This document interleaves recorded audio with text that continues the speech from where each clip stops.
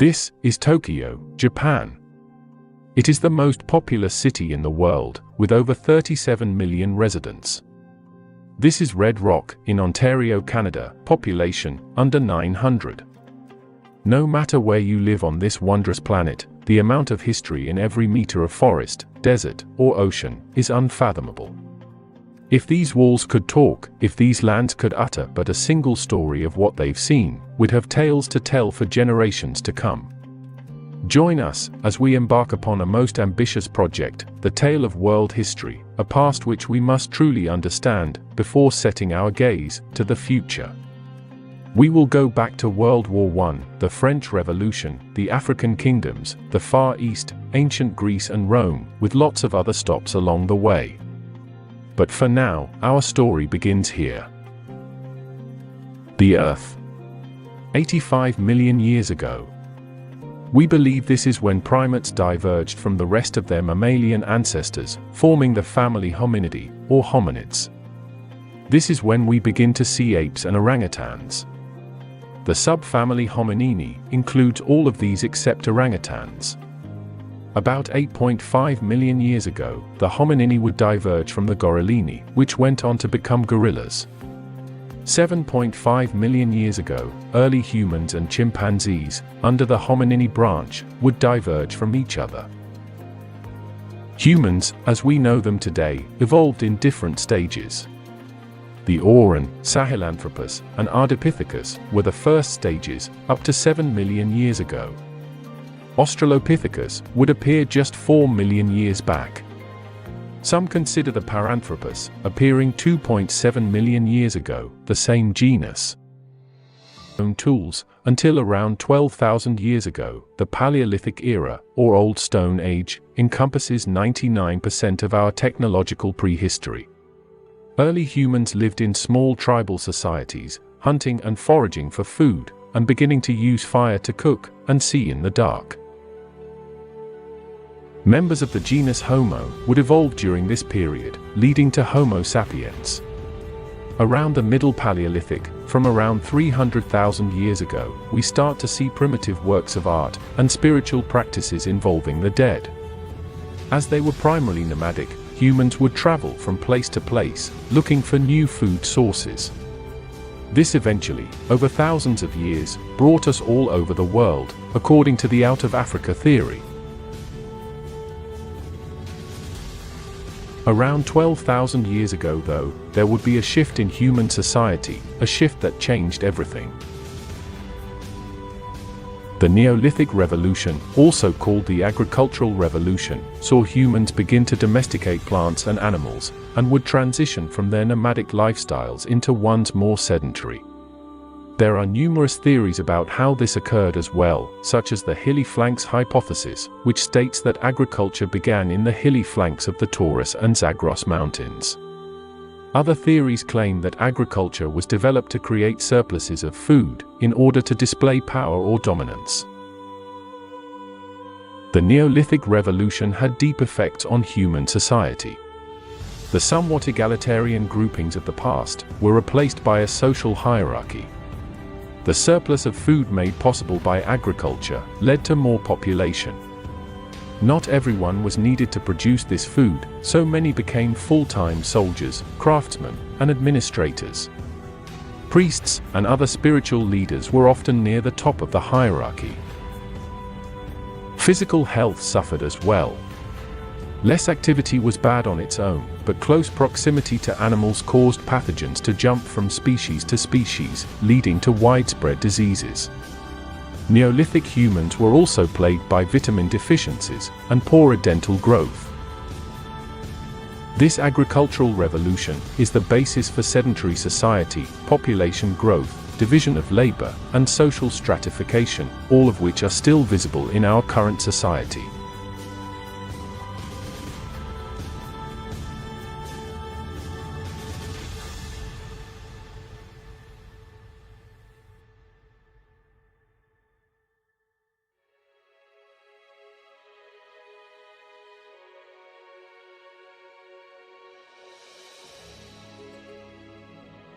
The Ancient Period. Images of stern Spartans, or Caesar crossing the Rubicon, might manifest in one's head. Perhaps, the sandy sparkle of an Egyptian desert, where lie the dead homes of dead kings. This period covers not only centuries, but millennia. From the advent of writing in ancient Sumer, in around 3400 BCE, to around the fall of the Roman Empire in the late 5th century CE, the ancient period would bring forth the birth of all the great civilizations we are familiar with. And, as with any recent birth, there must be a cradle. Which brings us here, the land between the Tigris and Euphrates, or Mesopotamia. The alluvial plain, created by the twin rivers, allowed early settlers to remain here for thousands of years. The earliest known settlements on the plain date back to around 6500 BCE, during the Ubaid period. Next came the Uruk period, beginning around 4100 BCE, still predating the Bronze Age. This period would see more urban centers begin to emerge, and with it, the Sumerian civilization. Urbanization led to a more centralized government, which needed a way to administer affairs. Cuneiform was thought to be the answer for this. Wedge-shaped impressions became the first writing system. Mesopotamia truly developed during the early dynastic period, which began in 2900 BCE. Urban centers evolved into city-states, and trade was common. But from out of the north, the Akkadians would come. Around 2340 BCE, led by their leader, Sargon of Akkad, the Semitic Akkadians would conquer the southern Sumerian city-states, forging what was arguably the first empire the world had seen. Akkad and Sumer would integrate cultures, but the Sumerian spoken language was all but replaced. In the 22nd century BCE, Akkad fell to a tribal force of Gushans.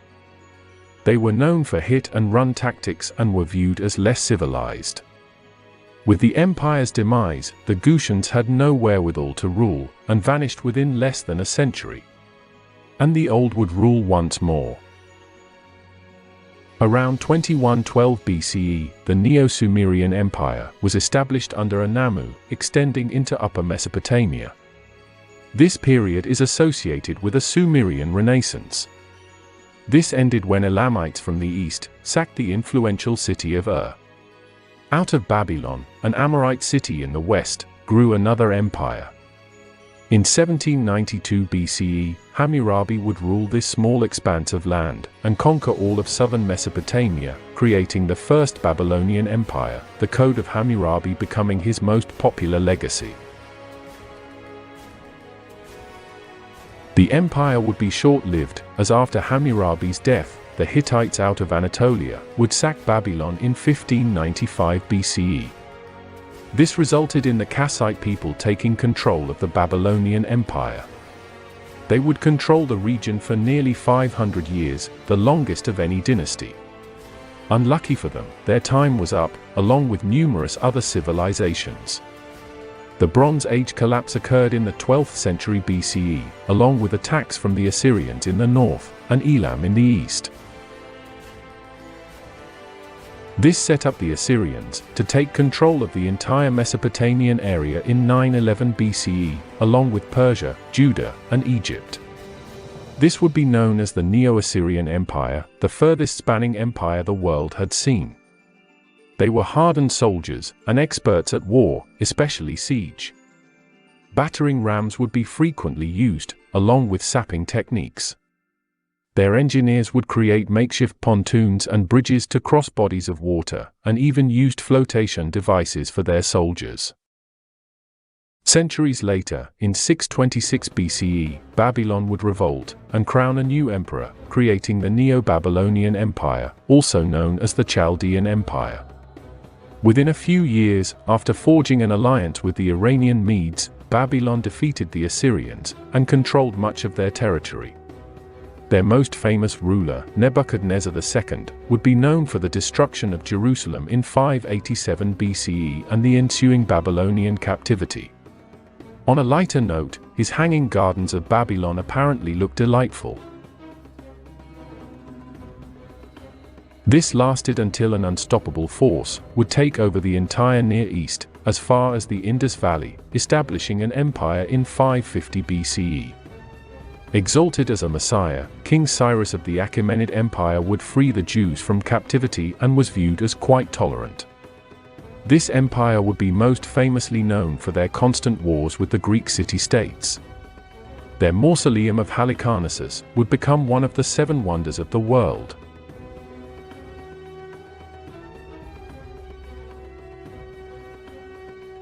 Reaching 8 million square kilometers in area at its height, under the leadership of Xerxes, the Achaemenid Empire would eventually crumble, almost 2 centuries later, to a young Macedonian general.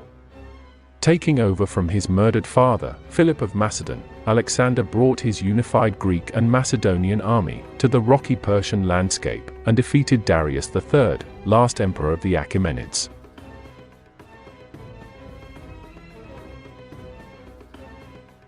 After Alexander the Great's early death, the Persian region became the Hellenistic Seleucid dynasty.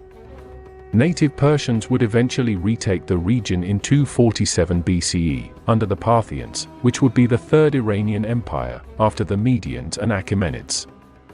Lasting until 224 CE, they would constantly clash with the Romans. The last Persian empire, the Sassanids, would rule from 224 until the Muslim conquests in the mid-600s. The Sassanids would be the longest and most successful Persian empire. So successful in fact, that the Romans viewed the Sassanids alone as equals. Their culture would also spread to Rome and beyond, touching Western Europe and eastwards towards China and India. To the west of Persia and Mesopotamia is the Levant and 2 kingdoms which were inextricably linked, Israel and Judah. There had already been people who identified as Israelites in the region, but the kingdom itself came into being in the early to mid-9th century BCE. Judah followed not much later. Both would come under the curtain of the Neo-Assyrians, who would destroy the Israel capital of Samaria in 722 BCE. In the early 500s BCE, after revolts in Judah, the Neo-Babylonians, who now controlled the Levant, marched into the region, leading to the destruction of Jerusalem, the Judean capital. After the Babylonians fell to the Achaemenids, Jews were allowed to return to Israel. Once the Seleucids took over, the Hasmonean dynasty took control, leading to the Maccabean revolt, a rebellion against the encroaching Hellenistic culture. Under Roman rule, the area was known as the Herodian Kingdom of Judah, after Herod the Great.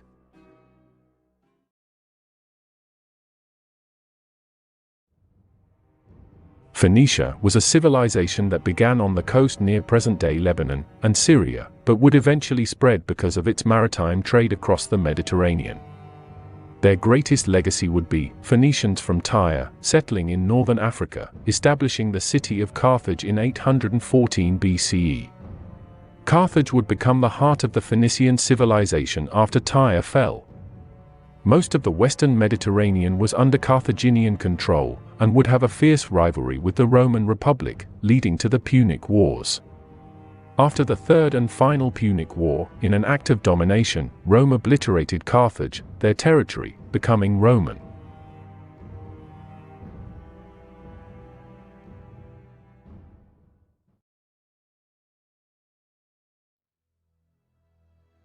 North Africa was also home to one of the most famous ancient cultures, Egypt, and a second cradle of civilization. After Upper and Lower Egypt unified around 3000 BCE, the Old Kingdom, which began in 2686 BCE, saw Egypt construct some of its most magnificent erections, the Great Sphinx and Giza pyramids. Egypt's New Kingdom, in 1549 BCE, was their most prosperous and far-reaching. After the Bronze Age collapse, Egypt survived, but was weakened greatly. A shell of its former glory, Egypt would live, but under the grinding chariot wheels of the Neo-Assyrians, Achaemenid Empire, the Hellenistic Ptolemies, and finally Rome, in the 1st century BCE. To the south, we find what the Egyptians would call the land of the bow. Nubia, home to the Kushites. Sharing much of the same culture and religion as the Egyptians, the Kushites coexisted with their northern neighbors, and would even become pharaohs themselves in the 8th century BCE, forming the 25th dynasty. Women were held in high regard in Nubia, the Kandake being their ruling queens. The land of Punt, possibly located near present-day Somalia or Eritrea, was a trading partner of Egypt, exporting African blackwood, ivory, perfumes, and slaves. To their south, the kingdom of Aksum, located near modern-day Ethiopia. Growing steadily from 100 CE to 940, Aksum was one of the first empires to convert to Christianity. It was known as the home of the Queen of Sheba, and is said to be the location of the Ark of the Covenant from the biblical stories. In the west of Africa, modern-day Nigeria, we find the Nok culture. These highly advanced peoples, thought to have existed from 1000 BCE to their disappearance in 200 CE, are considered the oldest sub-Saharans to have created full-size terracotta figures. A certain figure contains pharaonic elements, which suggests the Nok were linked or influenced by the Egyptians. The land between the Sahara and the Savannah, the Sahel, is the Jenny. Based near the Niger River Valley in Mali, the urban center, one of the oldest in Africa, was said to have existed from 250 BCE to 900 CE, then possibly abandoned, or relocated, after the spread of Islam. There is evidence the Indus Valley Civilization, one of the cradles of civilization, inhabited this region from as early as 3300 BCE, firmly establishing their hold on the valley from 2600, but would disappear, and be replaced by 1700 BCE. The Vedas were composed during the 1000-year Vedic period. Northern India would then become 16 smaller kingdoms, in 500 BCE, known as the Mahajanapadas. The Nanda Empire would spring out of Magadha, one of these kingdoms, but would be dissolved by 322 BCE, after being overthrown by Chandragupta Maurya. This became the foundation for the Maurya Empire, existing until 184 BCE. His grandson, Ashoka the Great, was instrumental in the spread of Buddhism.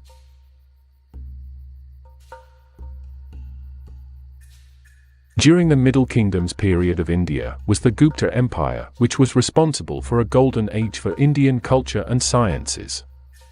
They would see their demise at the hands of the Hunas, a branch of the White Huns, who weakened the empire enough that they relinquished hegemony of North India.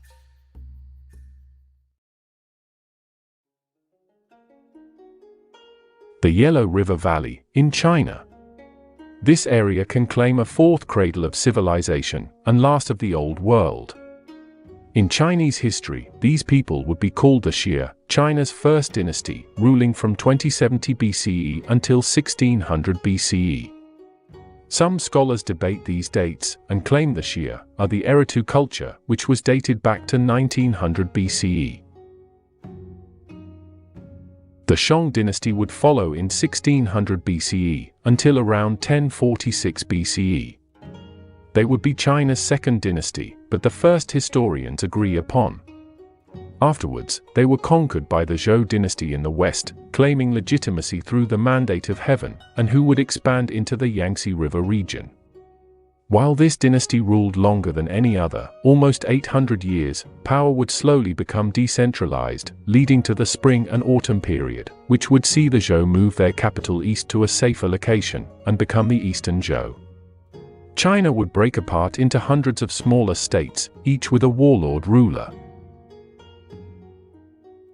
It didn't stay this way, and 7 states would take center stage and battle during the Warring States period. One of these states, the Qin, would first defeat the powerless Zhou, and then crush the other 6 states to consolidate their territory. This was the first time China had been unified, and Qin Shi Huang of the Qin dynasty became the first emperor of China. This emperor ruled as an emperor would. Commanderies were created all over China, which took orders from none other than Qin Shi Huang. Legalism was also firmly established and promoted, while Confucianism suffered. Using forced labor, the Great Wall began to be built, and, perhaps hypocritically, invasions were launched into northern Vietnam concurrently.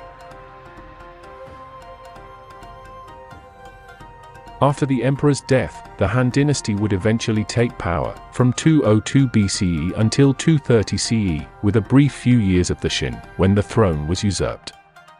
The Han were one of the most prosperous dynasties, and shared ideas with the West, through the Silk Road. Because of the wealth accumulated in China at this time, divided unevenly, the peasantry would revolt in the Yellow Turban Rebellion, in 184. It would fail, but bring about the end of the Han, in 208. In 220, China would enter the Three Kingdoms period, where the rival kingdoms of the Shu, Wei, and Wu would be in a state of war. The Three Kingdoms ended in the late 200s, with the Jin army defeating the final kingdom, after usurping the Wei. China wouldn't be fully consolidated again until the Sui dynasty in 581. According to Chinese historian Sima Qian, a Chinese general named Wei Man, who was defeated by the Han, founded the Wei Man Joseon dynasty, in Go-Joseon, the first Korean kingdom, after usurping the throne in 194 BCE. Around the turn of the century, the Han would conquer Korea, ending the Go-Joseon period, and establish 4 commanderies. All were short-lived, except for Lilang, which endured until 313 CE. With the fall of the kingdom, Korea would enter a Three Kingdoms era of their own, first running out the Chinese, and then warring with each other. Though the Baekje and Goguryeo were the most powerful, with the latter fending off Chinese invasions by the Sui, the Third Kingdom, Silla, would win out, thanks to a strategic alliance with the Tang dynasty of China. In 676, they would then expel the Tang dynasty, to be sole rulers of the region. Vietnam was ruled by the semi-mythical Hong Bang dynasty for 2,000 years, but the north was conquered by China in the late 200s BCE. It was turned into a vassal state called Nanyu, but was eventually annexed by the Han in 111 BCE. This would culminate in the rebellion of the Trung sisters. They were eventually defeated, however, and China would have control of northern Vietnam for another 1,000 years, imposing Chinese traditions. The south, though, was ruled by the Champa, and were more aligned with their Indian neighbors to the west, adopting more of their culture and religion.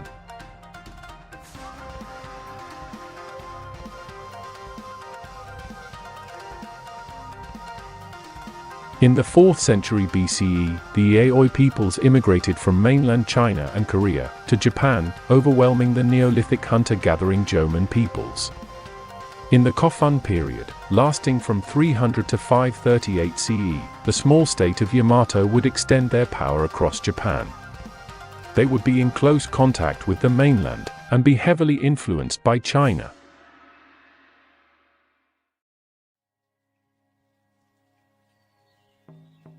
The Americas had flourishing civilizations as well during this period. North America was known for its mound builder cultures, which would manipulate the ground and create what we call earthworks. One of the largest was the Poverty Point culture, from around the mid-1700s BCE. The woodland period would begin roughly in 1000 BCE, and saw more cultures, like the Hopewell, develop. These would generally be hunter-gatherer societies.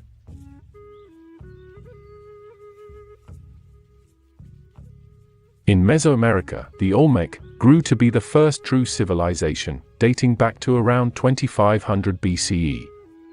The Mayans would soon follow, around 2000 BCE. Eventually, the Zapotec, Mixtec, and Teotihuacan would come to prominence in the region. Evidence leads us to believe that Mesoamerica was one of only 4 areas of the world to independently invent a writing system, first in Mesopotamia, then Egypt, China, and finally Mesoamerica.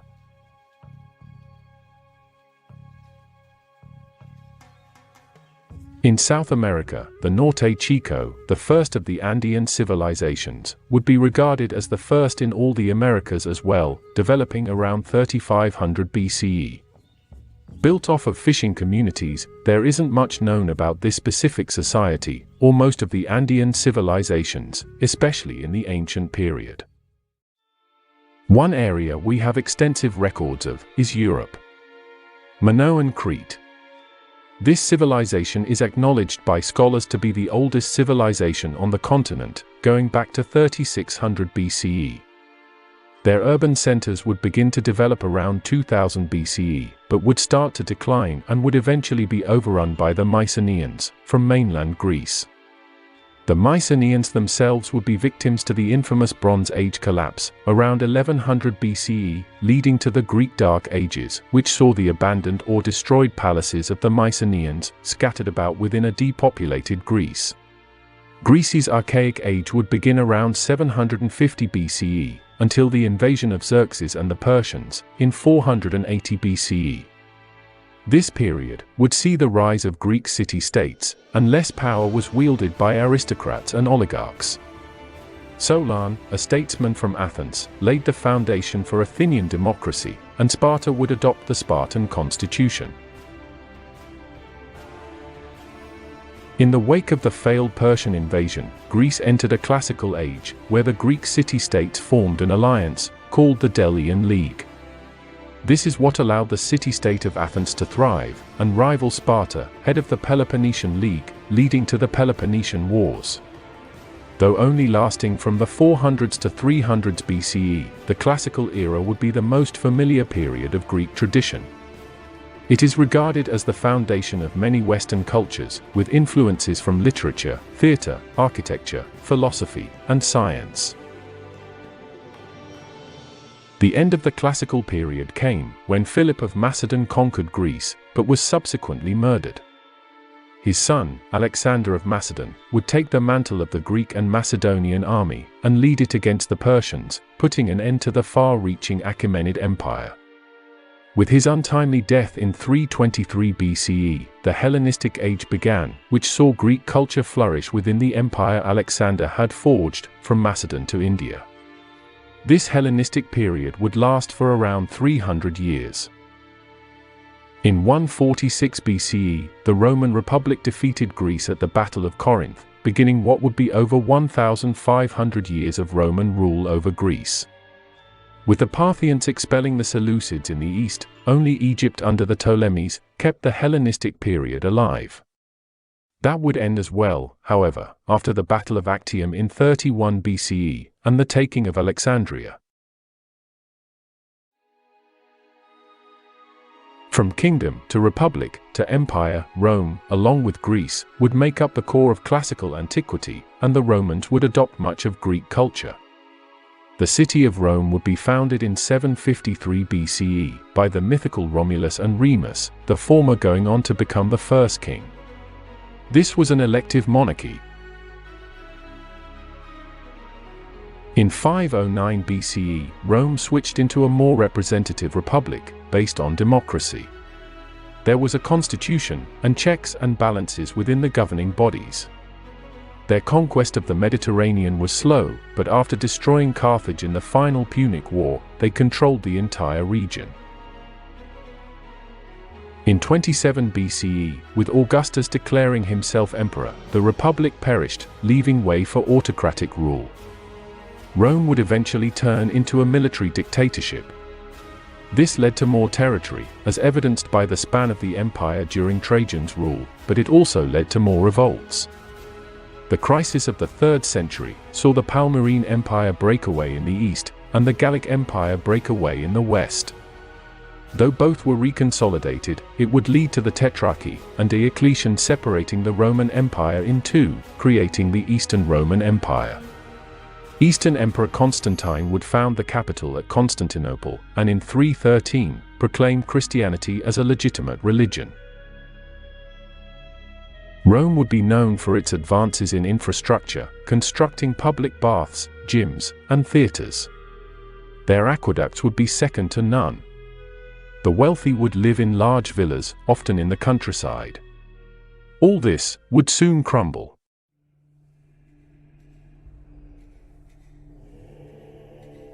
In the 400s, migrations of barbarians occurred, and in the latter half of the century, an already crippled Rome would breathe its last, as Europe became a land of various Germanic kingdoms.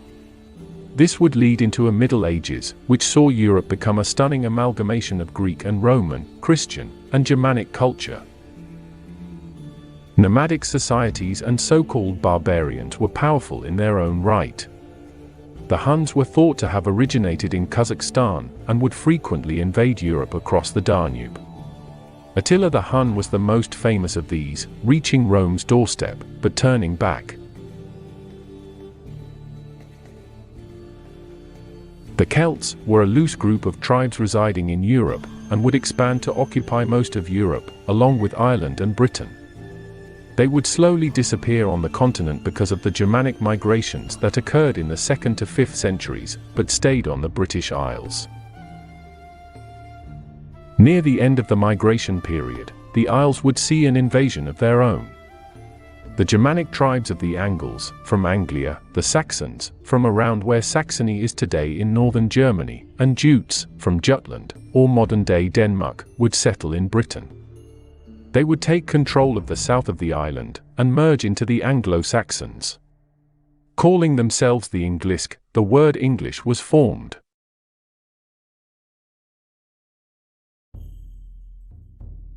Yet, how do we know all this? You've no doubt seen documentaries of archaeologists, out for many tireless days, digging up areas to uncover the mysteries of the past. They have uncovered Knossos on Crete, the Minoan city regarded as the oldest in Europe. Pompeii, in Italy, was also discovered, in a state of ghastly preservation as if to still live, an undead life. The pyramids of Egypt, or terracotta army of the Qin Emperor are also examples. We can also use texts from credible sources of the era. History wasn't a discipline in ancient times, so we are lucky to have Plutarch, Suetonius, Sima Qian, and Herodotus, regarded as the father of history, from which to glean what we will. Much of their work has been lost.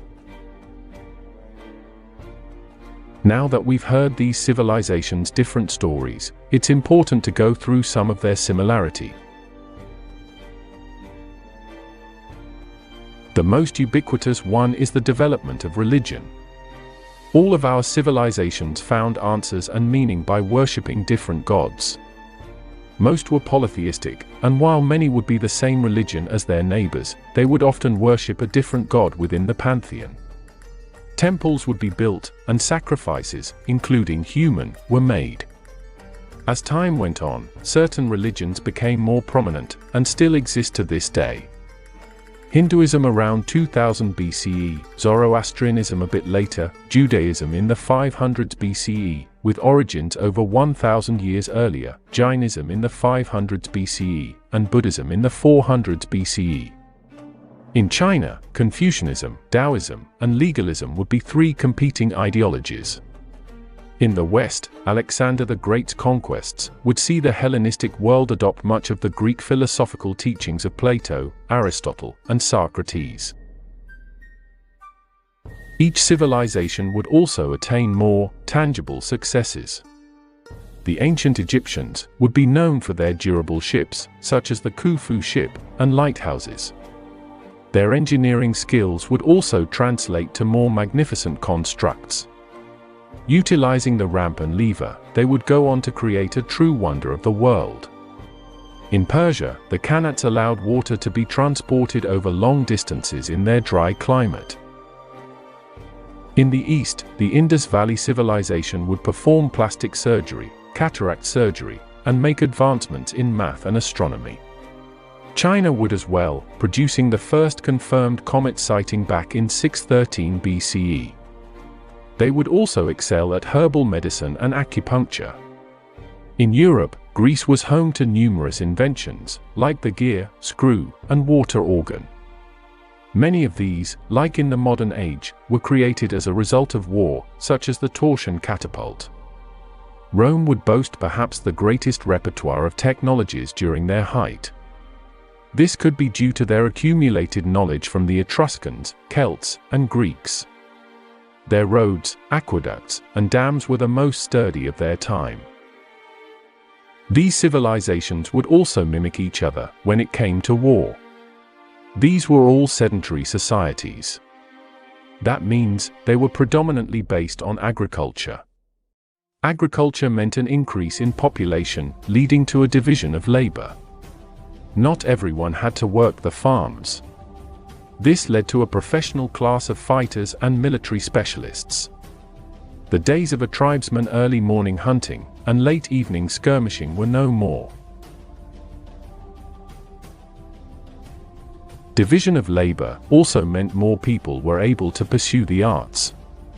From Greece to Persia to China to the Americas, we find evidence of pottery, sculpture, and even music. This music, however, would not last. The end of the ancient period had come. What we would see would be paltry tribes with the power to collapse empires. The Western Roman Empire fell in 476, and China would fall to the 5 barbarians, or Wu Hu, fracturing into the 16 kingdoms period. And the Gupta Empire in India would have their golden age cut short by the Hun invasions. With a roar of despair, under the horse hooves of galloping nomads and barbarians, the ancient world dies. Or perhaps it's just in need of a long, long rest. Or perhaps, if we knew where to look, it never went anywhere.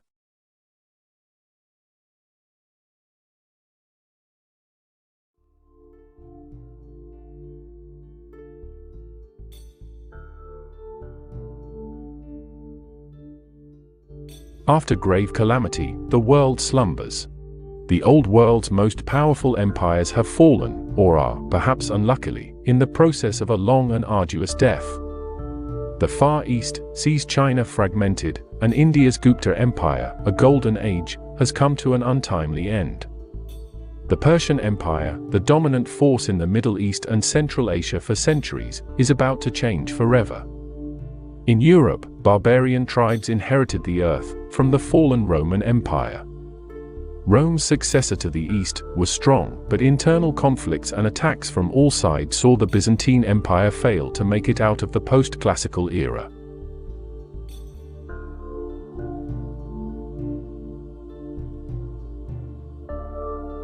Ancient sub-Saharan Africa saw the Bantu migration change the demographics of the continent. Urban settlements were also built in West Africa but seemingly abandoned, and in the east, the kingdoms of Aksum and Nubia would grow to become substantial powers. North Africa was home to the Egyptians and Carthaginians. Medieval Africa would be a whole new game. North Africa changed first as the Islamic expansion, birthed out of the Arabian Peninsula, expanded in record time.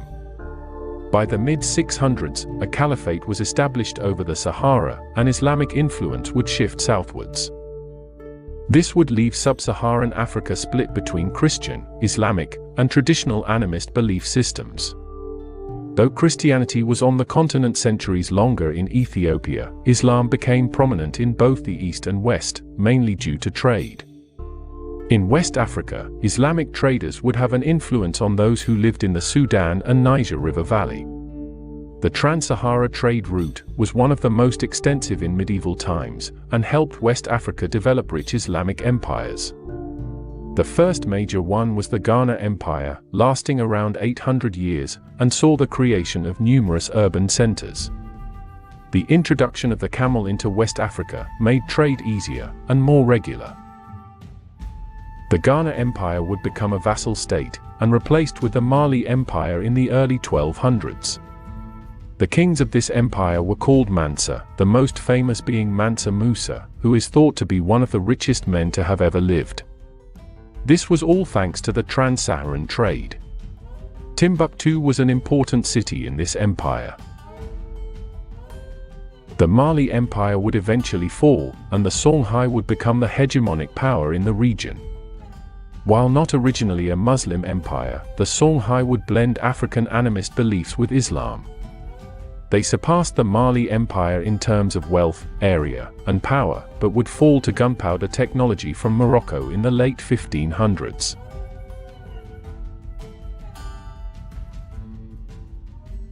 In the east, the Swahili coast was a group of port cities on the eastern coast of Africa.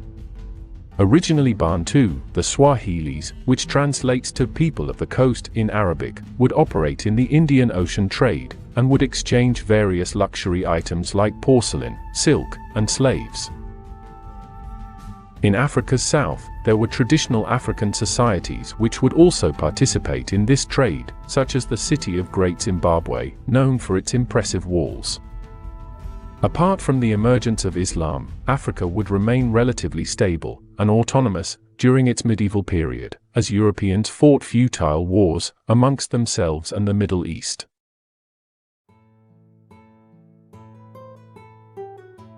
The stories we hear about the European Middle Ages are often romanticized, most written much later.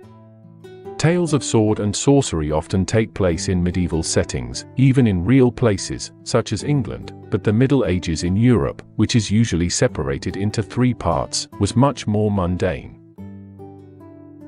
The early Middle Ages occurs after the fall of Rome. In reality, the beginning of this new age saw the same trends we saw earlier. Rome hadn't been a factor for decades.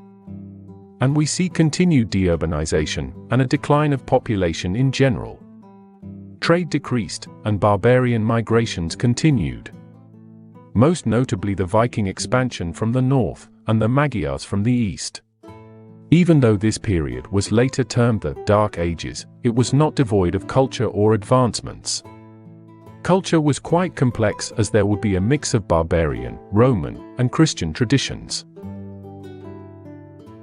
Eastern Europe would see the Byzantine Empire, successors to the Roman tradition, lose territory to the emerging Rashidun and Umayyad Islamic caliphates. The Code of Justinian, written during this period, would be used later on as an inspiration for legal codes of European states.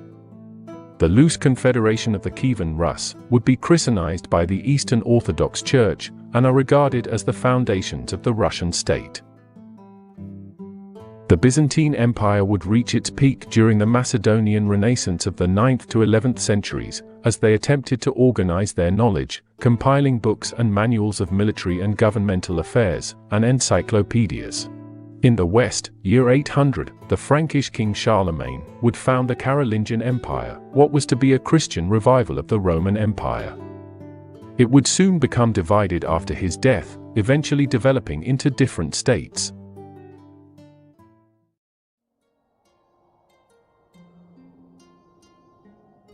The High Middle Ages, known as a fairly stable time in the medieval period, saw population starkly increase, and new advancements in agriculture and technology.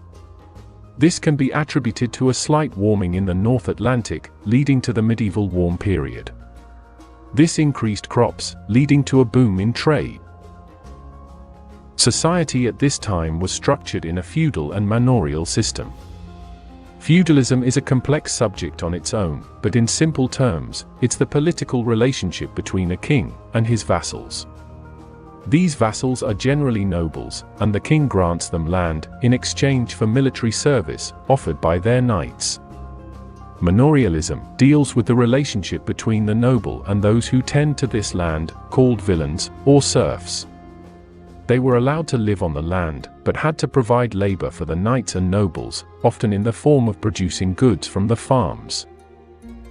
Two of the most prominent events of the High Middle Ages are the conquest of England, in which the Normans from continental Europe defeated and took over Anglo-Saxon England, and the Crusades, which saw armies of Christian soldiers march to the Middle East to liberate Jerusalem. This would lessen the idea of the nation-state for the time being, as Europeans felt connected due to religion.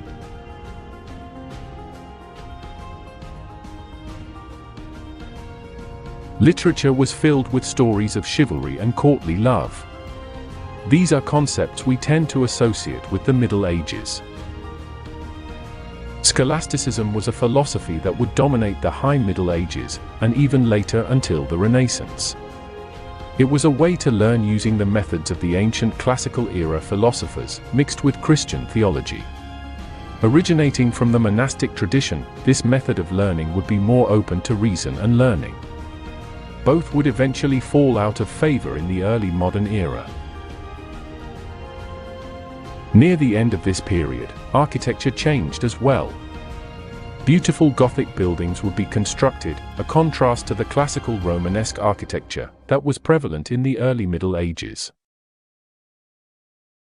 The late Middle Ages brought an end to the prosperous High Middle Ages. Up to half the population of Europe perished in what we now call the crisis of the late Middle Ages. Following the medieval warm period, the same regions were plunged into a little ice age, leading to agricultural crisis. The Great Famine was the first of a series of plagues that ravaged most of Europe.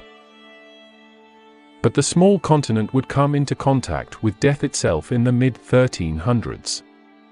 Brought in from the east, the Black Death made starvation from famines look like an easy death. Killing up to 1/3 of the population, the Black Death is regarded as the most fatal pandemic in human history. The rise in famines, plagues, and instability also led to numerous revolts. There were peasant revolts in both England and France, but there was still no solace. The end of this period would see England battle France for the throne of both kingdoms, in the 100 Years' War.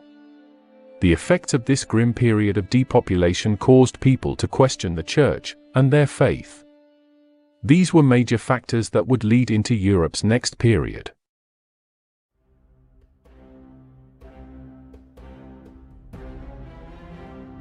The Middle East. Out of the ancient period, we see the continuation of a great rivalry. The Eastern Roman Empire, successors to Rome, and the Sasanian Empire, the latest and last iteration of the old Persian empires. The Byzantine-Sasanian War, fought in the early 600s, would be devastating to both empires. Little did they know, a new power would emerge.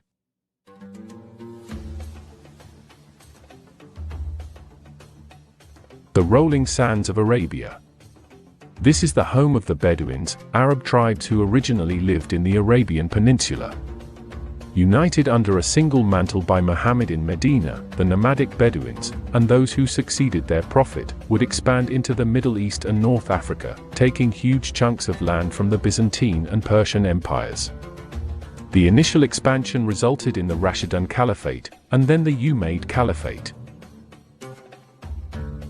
The Arab-Byzantine Wars saw Islamic expansion into Eastern Roman land, but they couldn't take the capital Constantinople itself, in part due to the Roman use of Greek fire.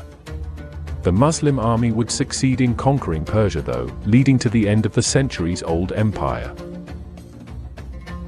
With most of the region unified, the Islamic caliphates were positioned at the center of the Old World, and at the crossroads of trade. Islamic traders would be able to travel to different areas, introducing others to their faith.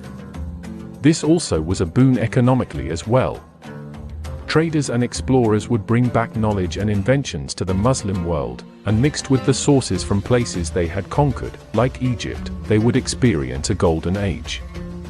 Arab dominance in the region lasted for almost 500 years, but in the 11th century, Turkic nomads from Central Asia, called the Seljuk Turks, would migrate south in a series of invasions. They captured Persia, the Mesopotamian region, and parts of the Levant and Saudi Arabia. Their treatment of Christian pilgrims to the region they now controlled, and of the Christian communities already living therein, led to a series of invasions from Europe to secure the Holy Land. The First Crusade saw the Europeans retake Jerusalem, and establish the Kingdom of Jerusalem in 1099. It would last for almost 100 years, when it was retaken by Saladin.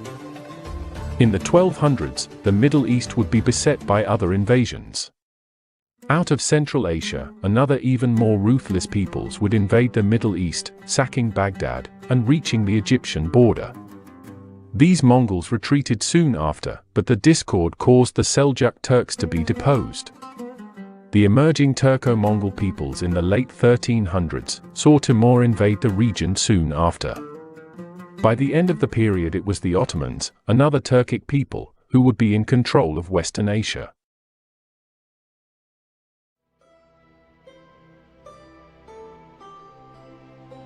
In South Asia, the medieval period is roughly defined as starting from the end of the Gupta Empire in the 500s. In the south, the Chola dynasty, ruled by Tamils, would control a thalassocracy spanning Sri Lanka, the Maldives, and other islands. Buddhism had been important in India, but would begin to disappear after invasions from the Turkic Islamic nomads that would begin in the 1100s. They succeeded and would found the Delhi Sultanate in 1206, the beginning of centuries of Muslim rule in India. This would last until the 1500s, when a stronger Islamic power would dominate the region, continuing Muslim rule. Southeast Asia would prosper during this period. Trade from South Asia and China would pass through the Strait of Malacca, a preeminent trading channel. Most of the region was under heavy influence from South Asia. Only North Vietnam had closer ties to the Chinese. In the 900s, a Chinese Tang commandery in Vietnam declared independence, later becoming Dai Viet, or Great Viet, but this region would still be heavily under Chinese influence. South Vietnam was home to the Champa Kingdom, and was governed by Hindus, associating more with their neighbors to the west. North Vietnam would eventually annex this area. Because of the trade in South Asia and East Asia, along with the spread of culture, the Southeast benefited greatly. Empires would rise, like the Khmer Empire in Cambodia. The Khmer capital, Angkor Thom, was regarded as one of the largest cities in the world at the time. The city could lay claim to over 100 hospitals. In Burma, present-day Myanmar, the Empire of Pagan would emerge, using war elephants for their military might.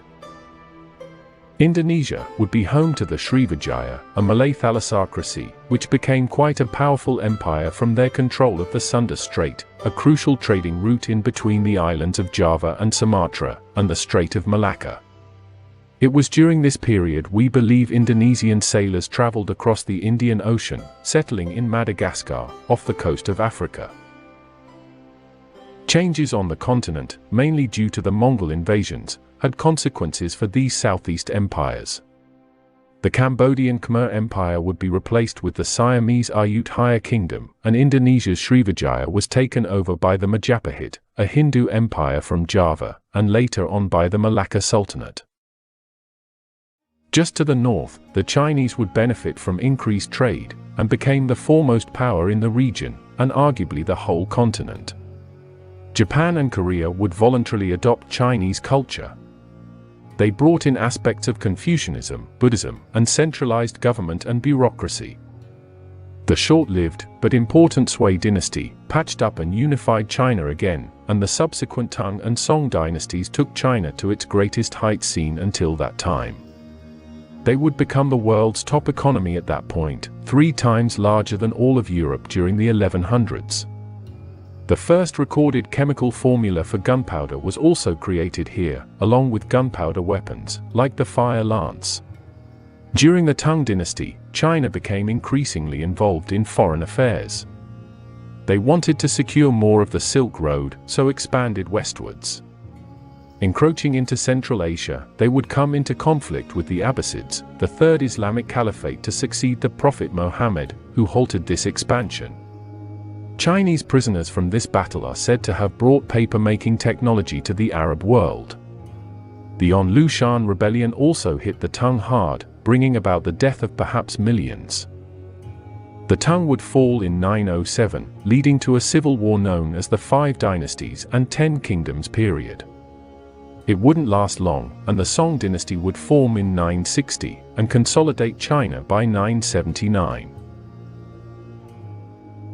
They differed from the Tang, in that they would particularize in maritime trade. This caused China's population to gather more southward, towards trading ports.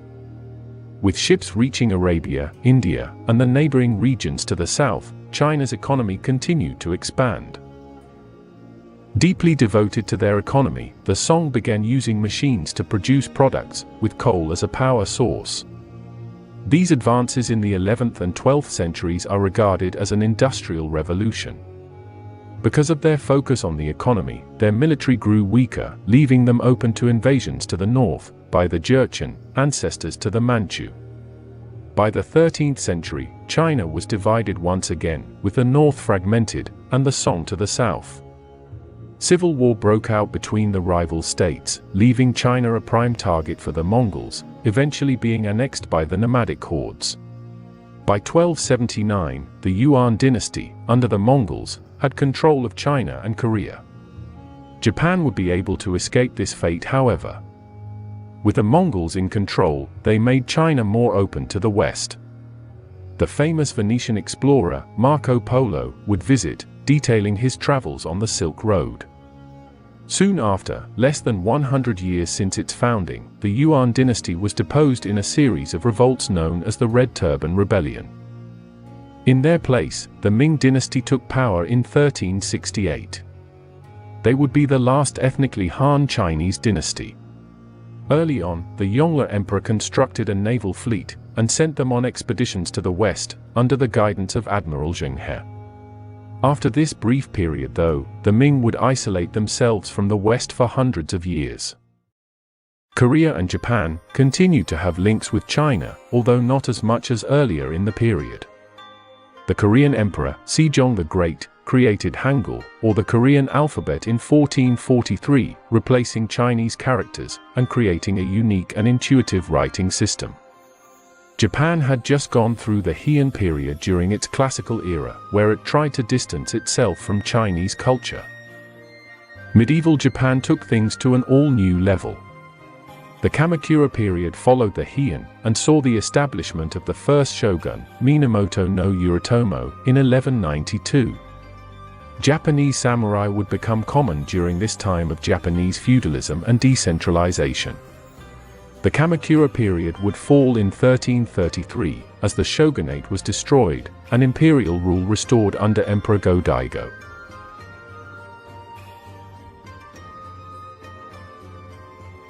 Seemingly not yet the time for an imperial restoration, this period would only last 3 years, before the establishment of the Muromachi, or Ashikaga shogunate.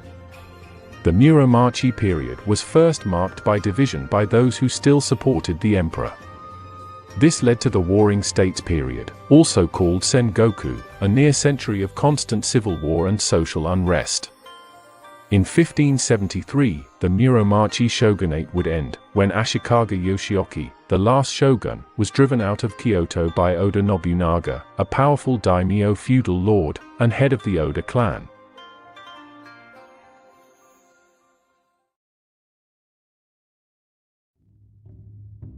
While the early post-classical period was dominated by the rapid expansion and conquests of the Arabs from the Arabian Peninsula, the latter half of the period was dominated by nomadic invasions from Central Asia.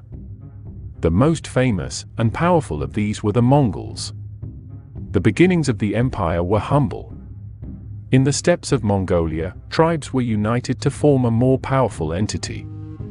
Genghis Khan was declared ruler of this confederation in 1206.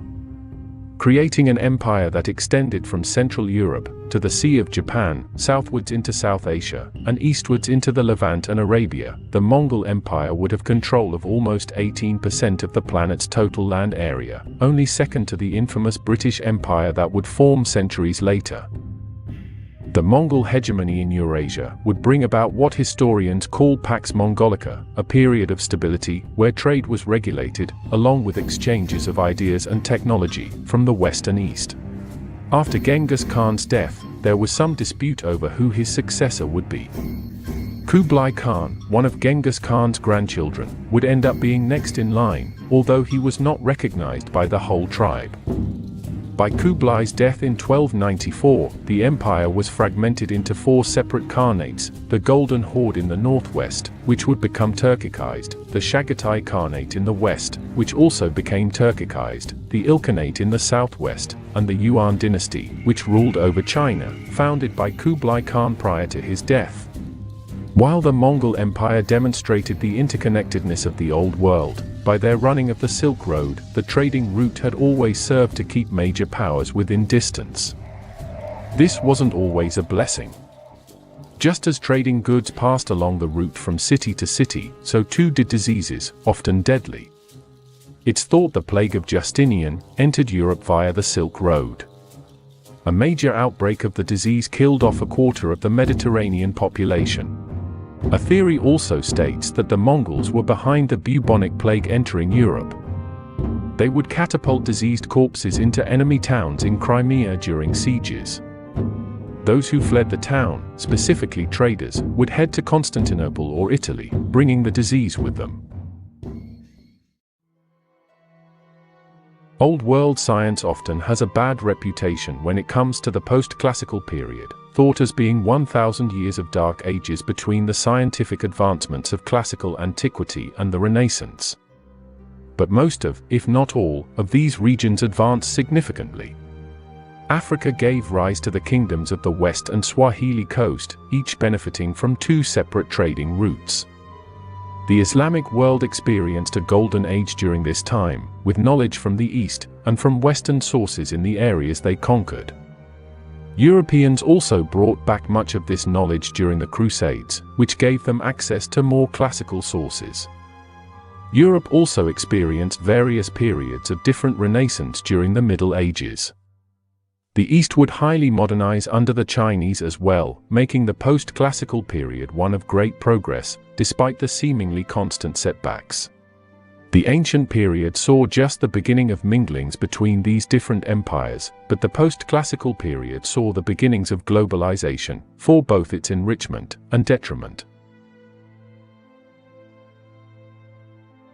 There was one part of the earth, though, that remained untouched by the Old World. The land is cold and barren. Vikings settled on this snowy expanse of land in the north by around 980. The presence of walruses made this settlement lucrative for the ivory trade. In the 1200s, other expanding peoples would come in from the west. We aren't certain how these people, who the Norwegian Vikings called Skraeling, interacted with them, but by the 1400s, because of the Little Ice Age, the Vikings abandoned their settlements, heading back east. These settlements were on Greenland, and those people initially called Skraelings were the Thule people, the ancestors to the Inuit. This is Lanceau Meadows, another Viking settlement, this time in Newfoundland, Canada. They would call this Vinland because of the presence of grapevines used to make wine. This colony, set up around year 1000, would only last for around 20 years, due to constant conflict with the Beothuk native tribe. With but a slight touch of fingertips, the Old World and New World would remain divided, for another 500 years. But what transpired on this continent? North America. The Hopewell culture from the ancient period was slowly replaced with the Mississippian culture in the Midwest and eastern United States, around year 800, until European contact. They used rivers as the main mode of trade, and would be known for their mound structures. Monk's Mound is the largest pyramid north of Mesoamerica. Its base is larger than the Pyramid of the Sun in Mexico, and about the same size as the Great Pyramid of Giza. It is located in Cahokia, Illinois, the most significant city for the Mississippian culture. Population boomed there after the 11th century, but the city would be mysteriously abandoned by 1350. To the west were the Anasazi. They would construct buildings in the Chaco Canyon in New Mexico. It's thought that each house could house up to 600 residents. In Colorado, Anasazi would build dwellings into cliff sides. They are still well preserved today. Further south, Mesoamerica was still experiencing a classical age. The Teotihuacan would start out the period at its peak. With 125,000 residents, it was considered the sixth largest city in the world at that point. The Pyramid of the Sun was the third largest pyramid on Earth, and was oriented to astronomical events. Extreme weather events in 535 and 536, which caused sporadic extreme cooling, could have caused the decline of this civilization, perhaps leading to widespread rebellion. The Maya civilization, one of the most advanced in the region, occupied the Yucatan and Guatemala in various city-states. Originally influenced by the Teotihuacan of Mexico, they would build their own complex network of trade systems. Two city-states, Tikal and Calakmul, would have a rivalry spanning centuries. Chichen Itza was one of the most significant cities, often the economic center. Mayans were complex in other areas as well. Having developed a writing system independently, along with the concept of zero, second only to the Mesopotamians, the Mayans might have also created the 365-day calendar before any of Afro-Eurasia. During the 9th century, many of these city-states were abandoned, most likely due to drought, marking the end of Mesoamerica's classical age. Their post-classical period, from the year 900, saw the Mayans still in existence, but not the power they had once been. Not much is known about the Toltecs, but they supposedly formed an empire in Mesoamerica, based on wise and kind-hearted rulers. Civil war was said to have broken out in 947, after the death of a controversial priest-king, who suggested an end to human sacrifice.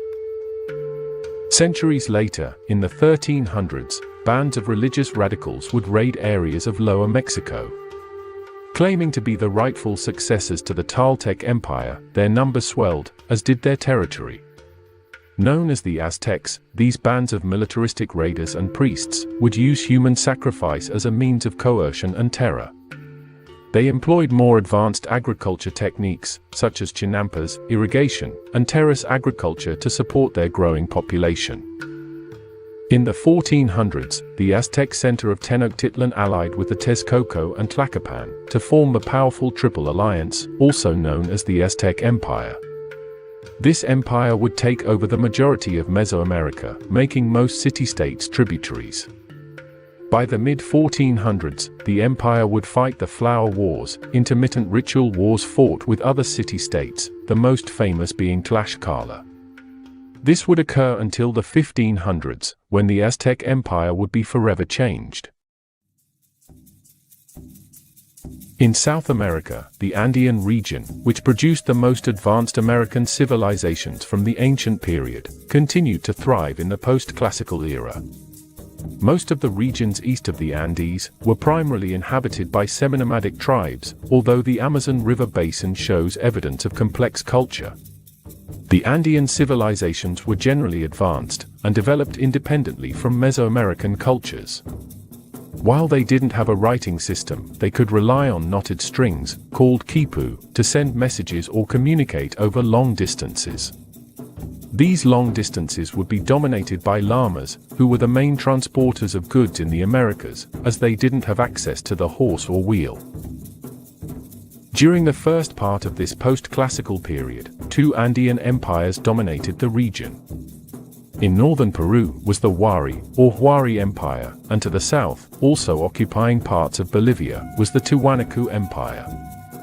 Having roughly the same military power, they would engage in a type of Cold War, coexisting but ready for action, with minor skirmishes in proxy areas. Both empires would begin to decline around the 700s and 800s because of changes to the environment. The 1400s saw the rise of the largest empire in all the Americas. These Quechua-speaking peoples out of the Cusco region would conquer and build upon the previous Andean culture in the area. Under the guidance of Sapa Inca, these warriors expanded into present-day Ecuador and Chile. It was soon known as the Inca Empire. These Inca were known for their use of abacuses in mathematics, and their pyramid-like structures, like Machu Picchu. Their road system was also regarded as one of the best in the world at this point.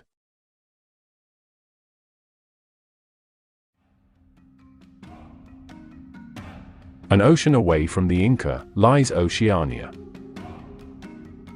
It is divided into these four subregions. The first people to migrate to Australasia and Melanesia had migrated over from Africa as far back as 50,000 years ago. Migrations from Southeast Asia are typically responsible for the populations of Polynesia and Micronesia, and took place thousands of years later. They would build cities, like Nan Madol and Muar, which would become the capital of the Chi Tonga Empire. Gaining power in 950, the Tongan Empire would reach its peak, beginning in the 1200s, and led expeditions to spread their influence all throughout the South Pacific Islands. They were adept sailors and used stick charts to help them with navigation. Polynesians were the first to discover New Zealand, Easter Island, and Hawaii. These were areas previously untouched by humans. Once settled on these different islands, the Polynesians would begin to adopt different cultures from one another. In New Zealand, this would give rise to the Maori, peoples originating from East Polynesia. Because of the island environments, new species entering the ecology was rare, and once the Polynesians arrived, it led to mass extinctions, including the moa, which was often hunted. On Easter Island, the presence of Polynesians destroyed the native ecology by hunting and the construction of their large stone statues. This resulted in their own population disappearing over time.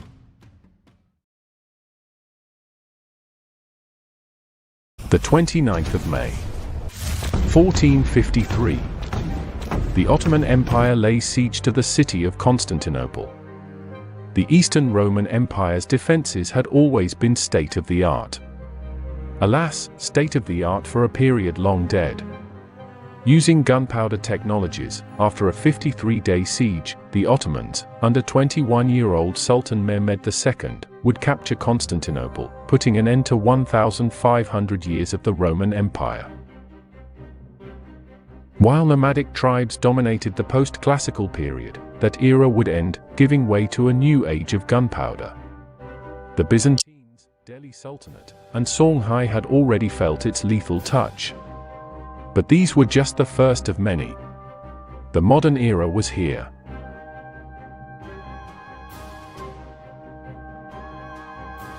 Afro-Eurasia had become as connected as it ever was during this time, but as Europe became further cut off from the East, due to the decline of the Silk Road, they would try to find alternative ways to reach it for trade.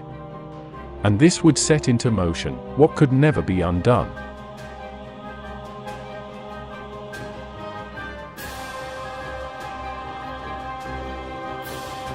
And nothing would ever be the same.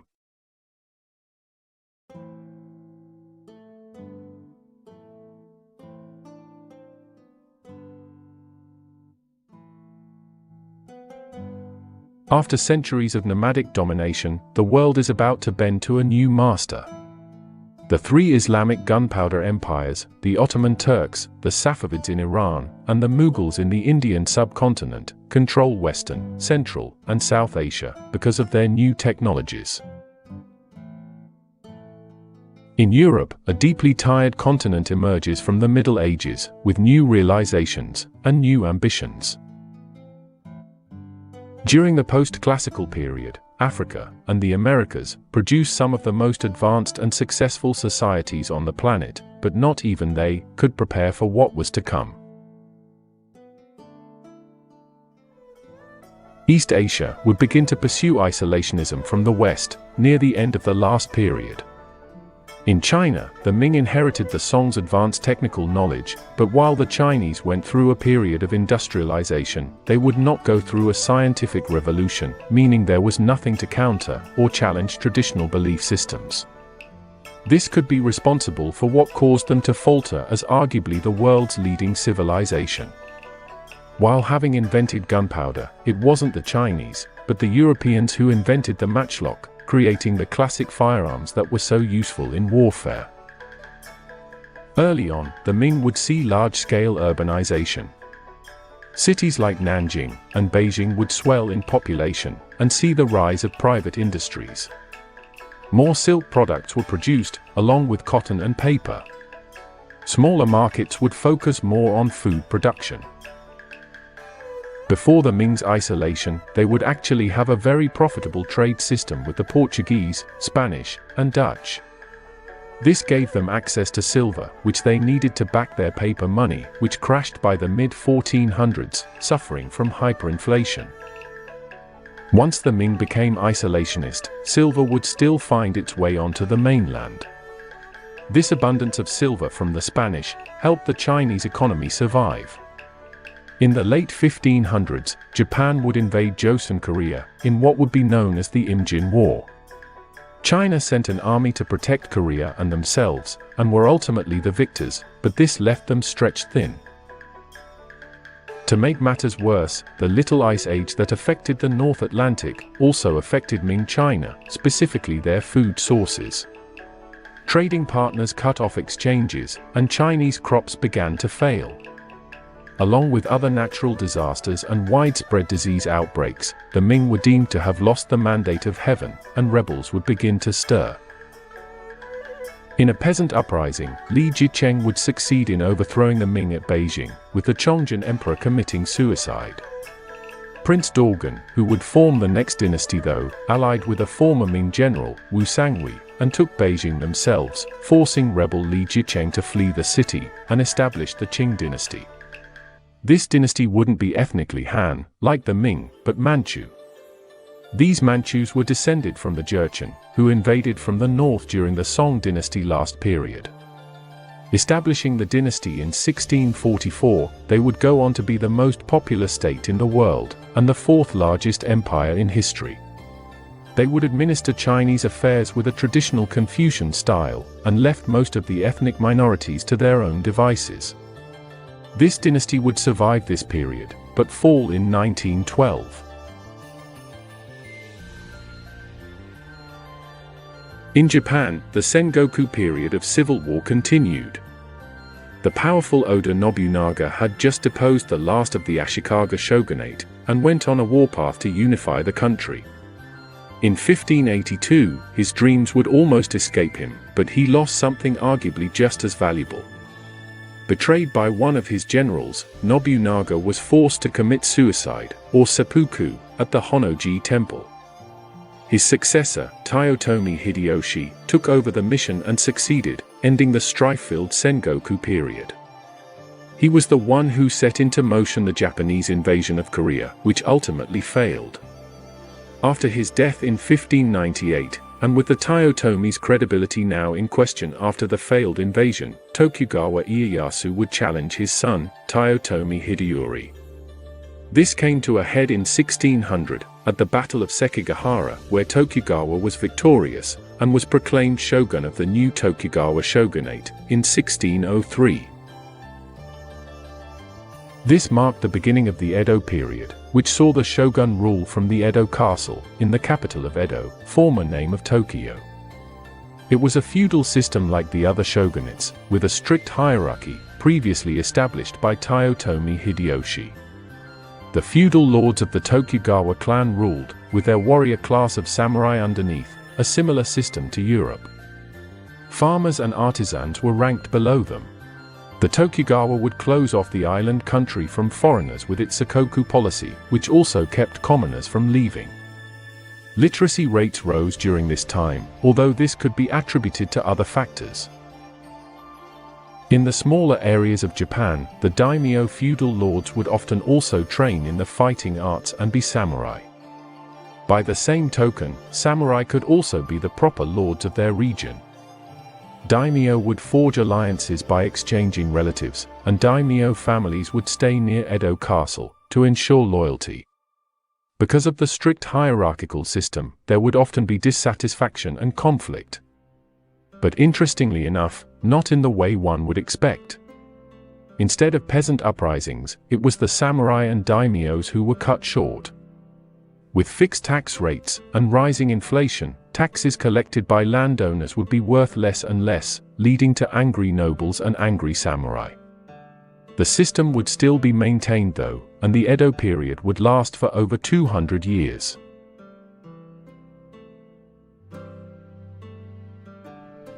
In 1392, the middle of the post-classical period in Korea, Yi Songye established the Joseon dynasty, and the capital was eventually moved to Seoul.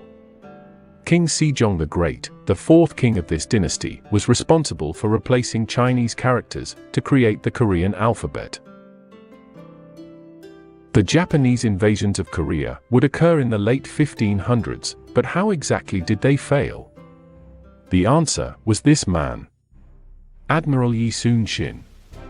He headed a fearsome Korean navy, consisting of oddly shaped ships. They would be completely enclosed in metallic armor, with spikes on top to prevent boarding. With a dragon's head poking out the front, these ships would resemble a type of turtle.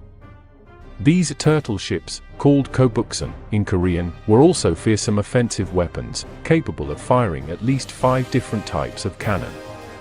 Combined with the Paniksun warships, they would win a stunning 16 out of 16 battles, utterly destroying the entire Japanese navy. In 1597, at the Battle of Chilchoyang, after a bit of trickery, the entire Korean fleet was destroyed by the Japanese. Korea would have the last laugh, as the few remaining turtle ships were revived and altered. A combined force of Ming Chinese and Korean warships put an end to the Japanese advance at Noryang, ending the war. In the 1600s, Korea was once again invaded, this time from the Jurchen, who would soon change their identity to Manchu, the same peoples who would form the Qing dynasty in China. Korean King Injo surrendered in 1637 and was forced to send concubines and noblewomen to the Qing Prince Dorgan. After the constant invasions, Joseon Korea experienced almost 200 years of peace. Internal problems are what caused the dynasty to decline in the late 1800s, but the Joseon would remain stable during most of the early modern period.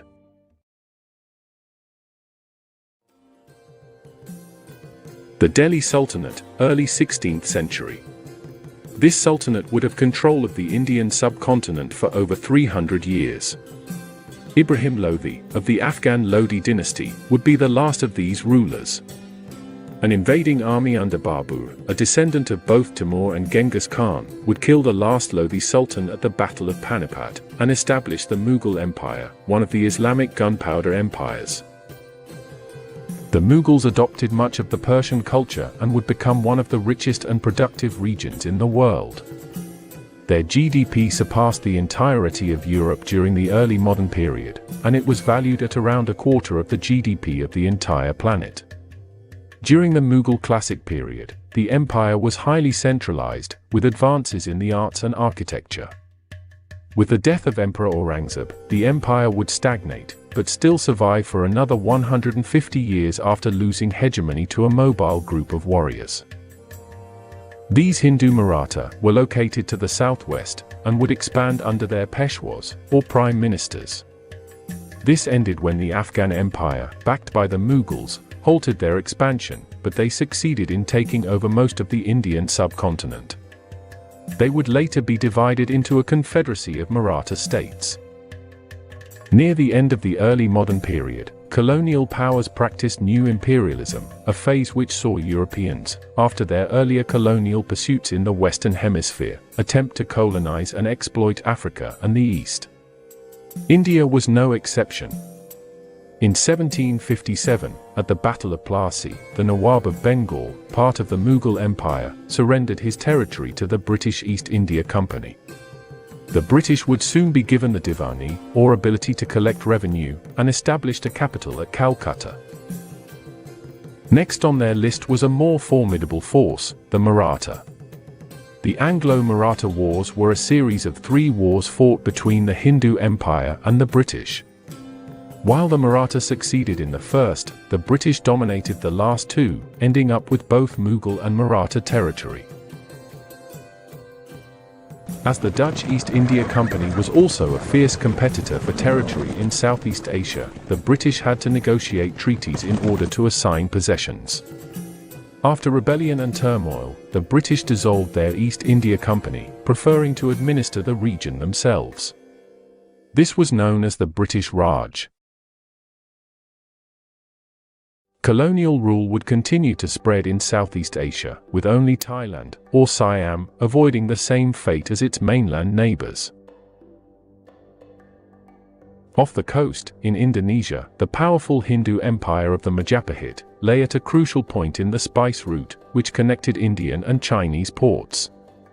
Though their influence spread to surrounding islands, the Majapahit would fall before the mid-1500s, after the emergence of numerous Malay sultanates. The Portuguese would conquer the Malacca Sultanate by 1511, taking control over the strategic Strait of Malacca. In the Middle East, the crossroads of the Old World, tensions remained. West Asia had a new king, the Ottomans. After their conquest of Constantinople, the Ottoman Empire entered its classical age, a period of expansion and pursuit of power.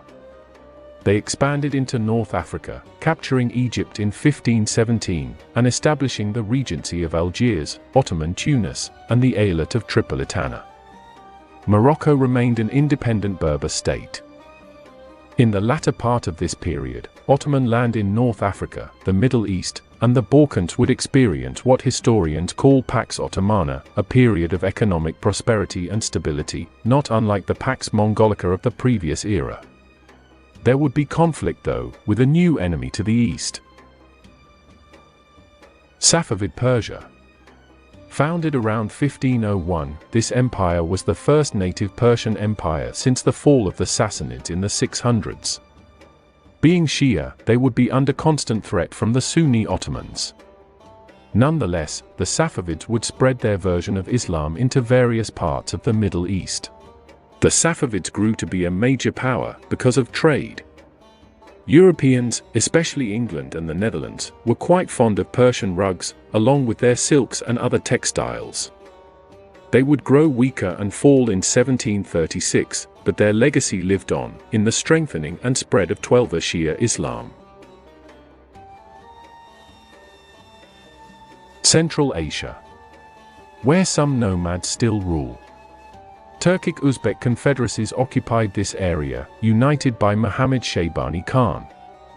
From the steppes, he came, at the helm of various tribes like the Kipchaks, Nayman, and other Turkic tribes.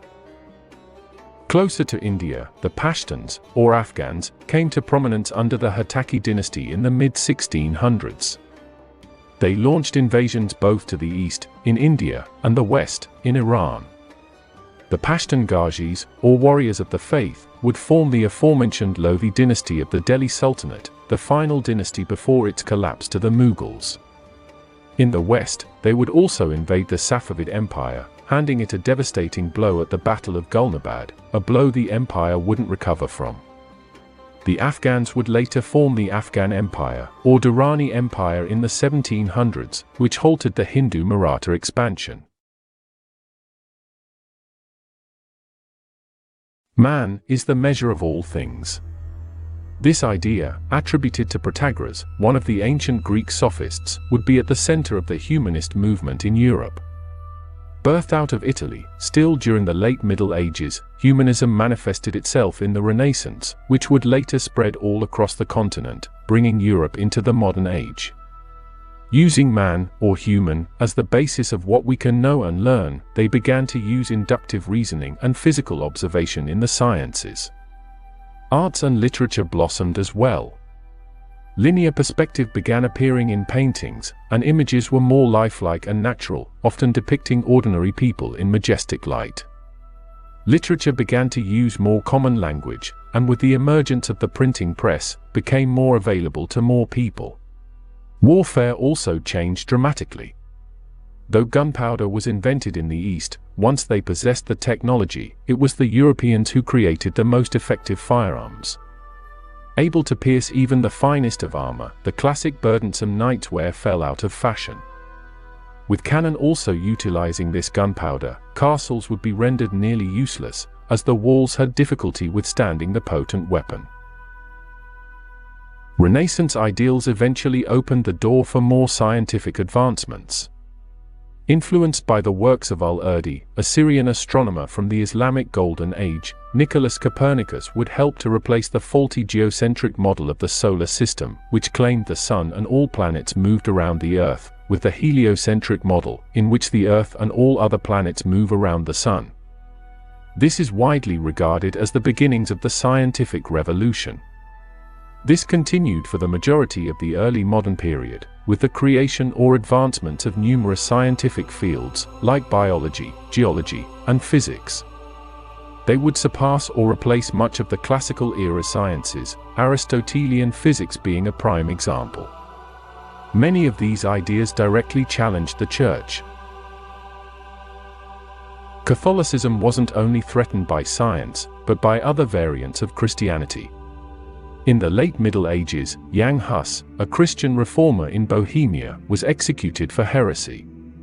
His followers, known as Hussites, began spreading this version of Christianity, and feeling threatened, the Catholic Church would engage in a series of crusades against the Hussites. While the wars would simply end in compromise, they were significant, as they were the first European war fought where gunpowder was a factor. Hussite soldiers were able to dispatch far larger numbers of the Holy Roman Emperor's crusaders. Christianity in Europe would also be greatly challenged by foreign empires. After their victory at Constantinople, the Ottomans expanded into Eastern Europe, where they laid siege to Belgrade. John Hunyadi, of the Kingdom of Hungary, who had been fighting the Turks for decades, masterminded a counterattack on the Ottoman camp.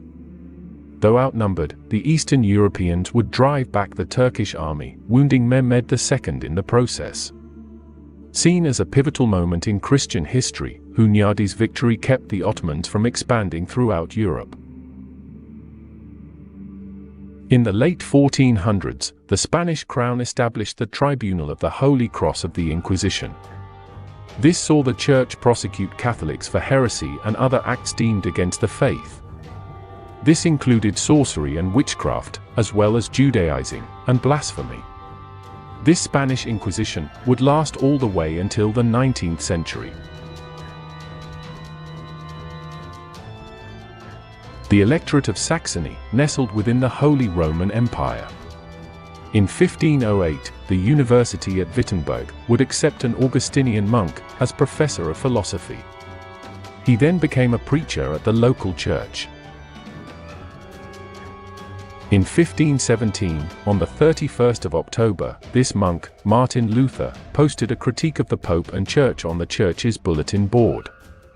These would become known as the 95 Theses, and were mainly critical of the practice of selling indulgences, and the Catholic view of purgatory. Debates soon became commonplace, leading to those protesting the Church, and the Protestant Reformation. Different Protestant denominations emerged from this, including the Lutherans, after Martin Luther, Calvinists, and Presbyterians. In England, it yielded the English Reformation, which saw the rise of Anglicanism. In 1521, at the Diet of Worms, Holy Roman Emperor Charles V declared Luther a heretic, but occupied with affairs in Eastern Europe, left it up to the German nobles to deal with Luther, if they saw fit. In 1530, Charles ordered all Protestants to revert to Catholicism, leading to the Protestants banding together in the Schmalkaldic League, a military alliance of Lutheran princes. In 1555, the Treaty of Augsburg was signed by Charles and the League, which gave local rulers the choice between either Lutheranism or Catholicism for their state.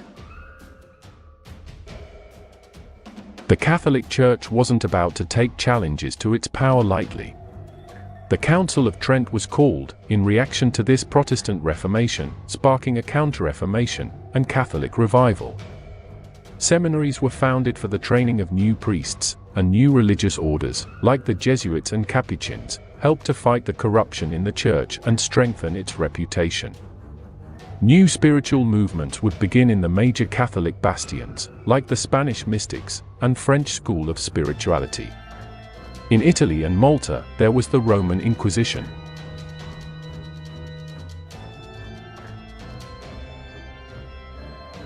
Eastern Europe. Ivan IV, the Grand Prince of Moscow, has dreams of grandeur. Declaring himself Caesar, or Tsar, Ivan the Terrible went on a campaign to unify the various Turkic Khanates and Rus principalities in the region. He nearly doubled the area of this new large Tsardom of Russia, a multi-ethnic state, spanning 2 continents. The Atlantic Ocean. The early modern period saw this expanse of water become much more crowded. In Western Europe, the Age of Discovery teemed with European seafarers, traveling to find gold, silver, and spices, as their previous routes via the Silk Road were now controlled by the Ottomans. Europe's position on the globe enabled it to take to maritime expansion more easily than most other regions. The dominant economic ideology at this time was mercantilism. This school of thought dictated for an economy to maximize its exports and minimize imports. It wasn't a free market economy, and it led to massive government intervention, often with militaristic and imperialist motives, in order to achieve their goals. This economic model was part of the commercial revolution, which saw the European economy expand. European states began to compete with one another, not militarily, but economically. On top of simple commerce, there would be a stark increase in other financial endeavors, like insurance, banking and investments. In the search for precious metals and spices, the Portuguese would have a maritime breakthrough. The carrack and caravel were state-of-the-art ship designs, which made traveling on the ravaging waters of the Atlantic possible.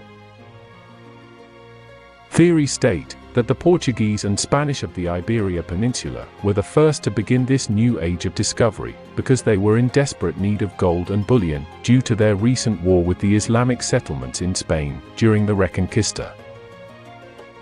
More traffic on the highways of the ocean led to more bandits. From the mid-1600s to the mid-1700s, the golden age of piracy would reign. This period began with Anglo-French buccaneers based in the Caribbean, attacking nearby Spanish colonies. Later on, the pirate round, a route across the Atlantic and around the tip of Africa, was a popular method of attacking both Muslim and British East India targets in the Indian Ocean. Later still, after the War of Spanish Succession, many privateers and sailors, now unemployed, would take up piracy. They couldn't let those maritime skills go to waste now, could they? Back in Europe, after the disastrous 30 Years' War, which killed up to 8 million people, the church was less of a unifying force, and residents would associate more with their state. This allowed monarchs to claw for more claims to absolute power. There would be a decrease in feudalism from the previous period, as all power was now centralized in the monarch, who claimed legitimacy from a higher power. The nobles would have less control, and taxes would sharply increase as well. One of these absolute monarchs was Louis XIV, or the Sun King. He shepherded France through 3 major wars, one of which was the War of Spanish Succession, where European powers banded together to stop a unification of the French and Spanish crown under one Bourbon king, as it would upset the balance of power on the continent. The king's ambitions died, as France and Spain lost the war to the English and United Provinces of the Netherlands. This Treaty of Utrecht, from the early 1700s, marks the end of Spanish naval dominance, with the British the new hegemonic maritime power.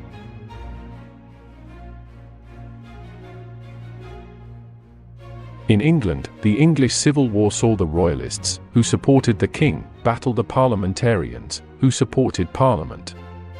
The Parliamentarians were victorious, and Charles I was executed, his son Charles II exiled. The British Isles were then united under Oliver Cromwell. In the 1660s, the English Restoration saw the return of Charles II to the throne. In 1688, in what would be known as the Glorious Revolution, King James was deposed by his daughter Mary, and her husband, William of Orange, leader of the Dutch Republic. Soon after, it was resolved that England would be a constitutional monarchy. Africa. The Songhai, last of the great West African empires, fell to Moroccan forces from the north. In the east, the Ethiopian Empire was alive, run by the House of Solomon, who claimed descent from the old Aksumite Empire and King Solomon. Going through various phases of invasions, centralization and decentralization, the Ethiopian Empire, today Ethiopia and Eritrea, would remain intact until 1974, one of only 2 African countries to escape colonization. Further south, parts of the Swahili coast came under Portuguese subjugation, but would eventually be taken over by the Omani, a sultanate and maritime empire. Across the Atlantic, Christopher Columbus enters a fantastical paradise. To Europe, it would be a new land to pursue their economic interests. The first land claimed was that of Latin America, so named because it was Spain and Portugal's to plunder. The Treaty of Tordesillas divided this land, then named Ibero-America, between the two Iberian powers. Portugal named its territory Brazil, after the Brazil wood, which produced dyes. Using gunpowder, Spain had a simple time subverting the natives within its territories. Those too powerful, like the Aztecs, they would use subterfuge. In their quest for precious metals, they would establish viceroyalties like New Spain, and force native peoples to work to extract resources. Their territory spanned all Central and South America. The Portuguese already had lucrative settlements overseas, around Africa and Southeast Asia with links to both China and India, so their territory in Brazil wasn't as important. There was a dearth of precious metals there as well, so Portugal instead began producing sugarcane. Because of the intense labor of working these plantations, Portugal brought over slave labor from West Africa, kickstarting the Atlantic slave trade. After seeing how lucrative the New World could be, morality notwithstanding, the other Western European powers, with access to the ocean, England, France, and the Netherlands, sought territory in the Americas as well. Some Caribbean islands were taken from the Spanish, but more importantly, North America itself was ripe for conquest. The British began colonization in Virginia in 1607 and continued until 1733 with Georgia. The Dutch settled further north, in New Netherlands, what would become New York. France colonized even further north, in eastern Canada, founding Quebec City in 1608, and eventually created New France. In the mid-1700s, the 7 Years' War, regarded as the first truly global war, would have consequential effects for the colonies, resulting in France ceding New France to Great Britain, along with Louisiana and all territory west of the Mississippi, to the Spanish. The war took a financial toll on Britain, despite all its territorial acquisitions. Taxes were increased on the 13 colonies in Lower British North America, leading to rebellion in 1775. They would declare independence from Britain in 1776, and after a tired British army failed in quelling the insurrection, the Crown finally accepted and recognized America's independence, with the Treaty of Paris in 1783. To the north, the colonies of Canada remained loyal to the Crown. Most of the foremost figures from the 13 colonies were heavily influenced by Enlightenment ideals. Beginning in the mid-1600s, the Age of Rationalism emerged, which differed from Renaissance philosophy. This period saw Isaac Newton write his Principia, and French philosopher René Descartes, famous for his quote, "I think, therefore I am." Thinkers around this time tended to be deists, but secular, preferring the church to stay divided from governmental affairs. While the scientific revolution was one of the sciences, the Enlightenment was an intellectual revolution of philosophy, where reason was king, not a fallible monarch, or mystic being in the heavens. This wasn't confined to science, but affected religion, economics, politics, literature, and art.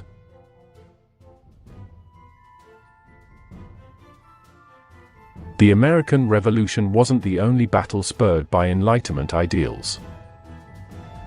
Liberty, equality, and fraternity. Rampant inequality ran through France. Soon, so did blood. With the abolishment of the Ancien regime, revolutionaries took control of France, and King Louis XVI and Marie Antoinette met their demise in 1793. Terror then reigned. This French Revolution lasted 10 long years, and out of its spent ashes rose the man who would bring a continent to its knee. The man who would be emperor. Welcome to the longest century ever.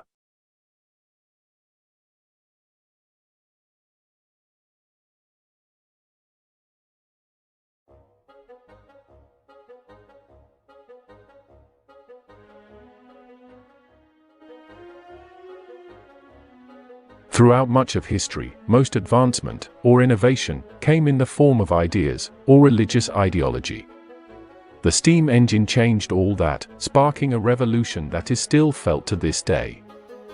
Using pressure created from steam, this invention was able to pump out water from coal mines, enabling them to go much deeper. This industrial revolution began in Europe in the late 1700s, but would go well into the 1800s, spurring another era of advancement, this time called the Technological Revolution, which seeped into the 20th century. Lewis Paul was the first credited with developing roller spinning, which was the basis for spinning cotton in cotton mills. While the steam engine had existed prior, it was James Watt and Matthew Boulton who made the improvements to it that truly caused widespread change. Later on, during the technological revolution, the electrical, petroleum, and steel industries took off. There were massive advancements in transportation, with the first aeroplanes and automobiles.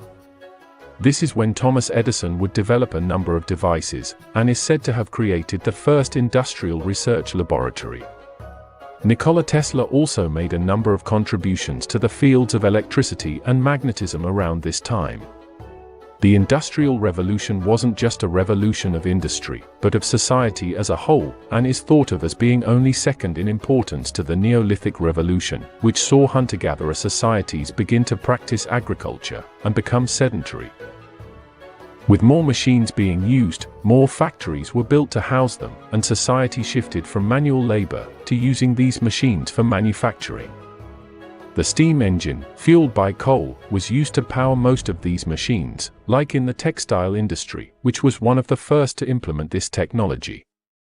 Over time, machines were used to create more of themselves, leading to exponential economic growth.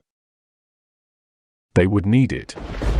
After Napoleon rising to prominence during the French Revolution, the ambitious Napoleon Bonaparte, now Emperor of the French Empire, after the short-lived First Republic, led France to a series of victories against a coalition of European powers during the early 1800s, replacing the Spanish monarch with his own brother. England, though, was to be the French's closest rival. The Battle of Trafalgar saw the British and coalition forces victorious, 30 million peasants freed from the old system. Industrialization came to the Russian Empire in the 1870s, and with it, a market economy, leading to income inequality. Many of the world's other great empires were damaged, some beyond repair. The Ottomans, once a significant power in West Asia, lost much of their territory in a series of revolutions. To the east, the Mughals succumbed to the Hindu Maratha forces, which in turn fell to the British. Europeans still controlled many oceanic islands as well. The British had colonies on Australia at the end of last period, and added New Zealand and Fiji later. The French had French Polynesia and New Caledonia, while the Germans colonized Samoa and New Guinea. The United States would expand westwards and take Hawaii. In the mid-1800s, Japan would be visited by the black ships of Commodore Matthew Perry. Perry is credited for opening up the severely isolationist Japanese to Western ideas and technology. Around 10 years later, the Tokugawa shogunate would be dissolved, with daimyo ceding their land to Emperor Meiji in what is known as the Meiji Restoration, with Japan becoming a proper empire. After such isolation, the access to new ideas helped Japan modernize rapidly, compared to its Chinese and Russian neighbors. Periods of decolonization would begin in Spain's colonies in the Americas. From 1808 until 1829, the Spanish-American Wars of Independence saw all of Spain's territories in the Americas become autonomous. Only Cuba and Puerto Rico remained in Spain's grasp. The Portuguese never divided up their territories like the Spanish did, which is why Brazil is now such a large state. This made rebellion much easier, and Brazil would declare its independence in 1822, forming the Empire of Brazil.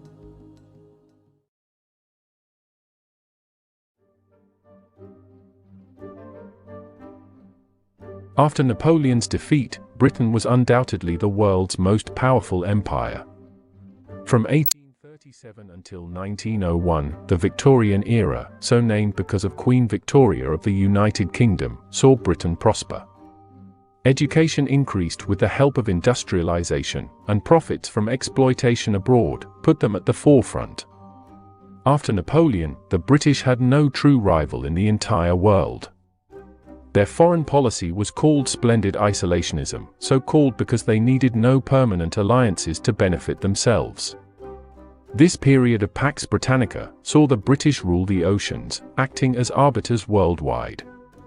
Having abolished the slave trade in 1807, and slavery within its domains in 1833, the British would police the ongoing Barbary slave trade still happening in North Africa. They would even control the economies of countries that remained independent, like Qing China. Much of their ability to administer such far-reaching areas was due to the steamship, which used the prefix SS for quick transport, and the telegraph for long-distance communication. Napoleon's defeat was the start of instability in France during the 1800s. The Bourbons, relatives of the dead French monarchs, were restored in France, marking a shift toward conservatism, placing the Catholic Church into French politics. In 1830, the July Revolution ended the Bourbon dynasty for good, replacing it with the July monarchy, a liberal, constitutional monarchy. The Industrial Revolution, mixed with Enlightenment ideals from the last century, led to numerous reform movements across Europe. Liberalism and ideas challenging the monarch became more widespread. Originating in France, the revolutions of 1848 were a series of rebellions and political upheaval which spread across Europe. Most were eventually quelled, but in France, the monarchy was deposed, giving way to the Second Republic. This only lasted until 1852, when Napoleon's nephew, Napoleon III, president of this republic, ended it, establishing the Second French Empire. France would be on the march once again, but was defeated during the Franco-Prussian War, putting an end to the Second Empire and the Bonapartist imperial dreams. Alsace-Lorraine was ceded to Prussia in the loss. This is when the German states, headed by Prussia, unified into a single nation-state.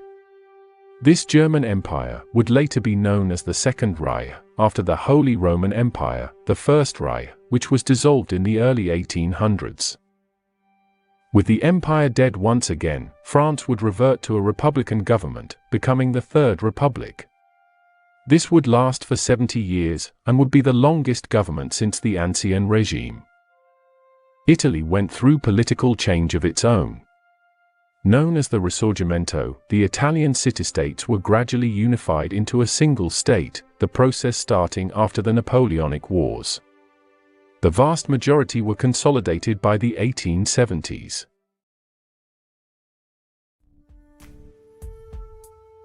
With the advent of new medicine and technologies, Africa's precious interior became accessible to the Europeans, and they wasted no time in taking advantage.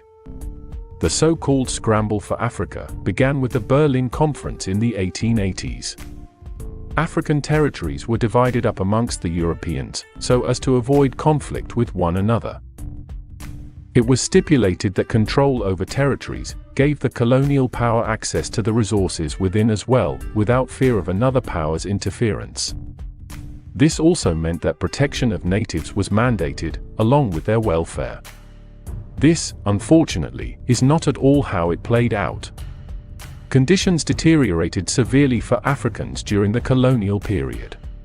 By the 1910s, the British would control area from the north to south, while the French controlled area from the west to east. Germany, Italy, Spain, and Portugal also possessed colonies across the continent. Belgian King Leopold II had the Congo, a region in which he was responsible for sickening atrocities. By 1914, only Liberia, settled by freed American slaves, and Ethiopia remained independent. Over in Japan, Western intervention continued to help Japan to modernize during the Meiji era. The Hyobusho War Office was replaced with the War Department and Naval Department, while the samurai class drifted more into obscurity. Able-bodied Japanese were forced to join the 1st and 2nd Reserves for 3 and 2 years, respectively. It was met with resistance from the daimyos and peasants. The emperor was driven to modernize the military in the French model. France would help to train Japanese soldiers, and by the late 1800s, Japan was one of the world's great powers. Taking from the imperialists they trained under, the Japanese, and their modernized military, were victorious in the First Sino-Japanese War against the Qing, annexing Korea, Taiwan, and the Shandong province. Once Emperor Meiji died, Emperor Taisho took the throne, granting democratic rights to all Japanese males.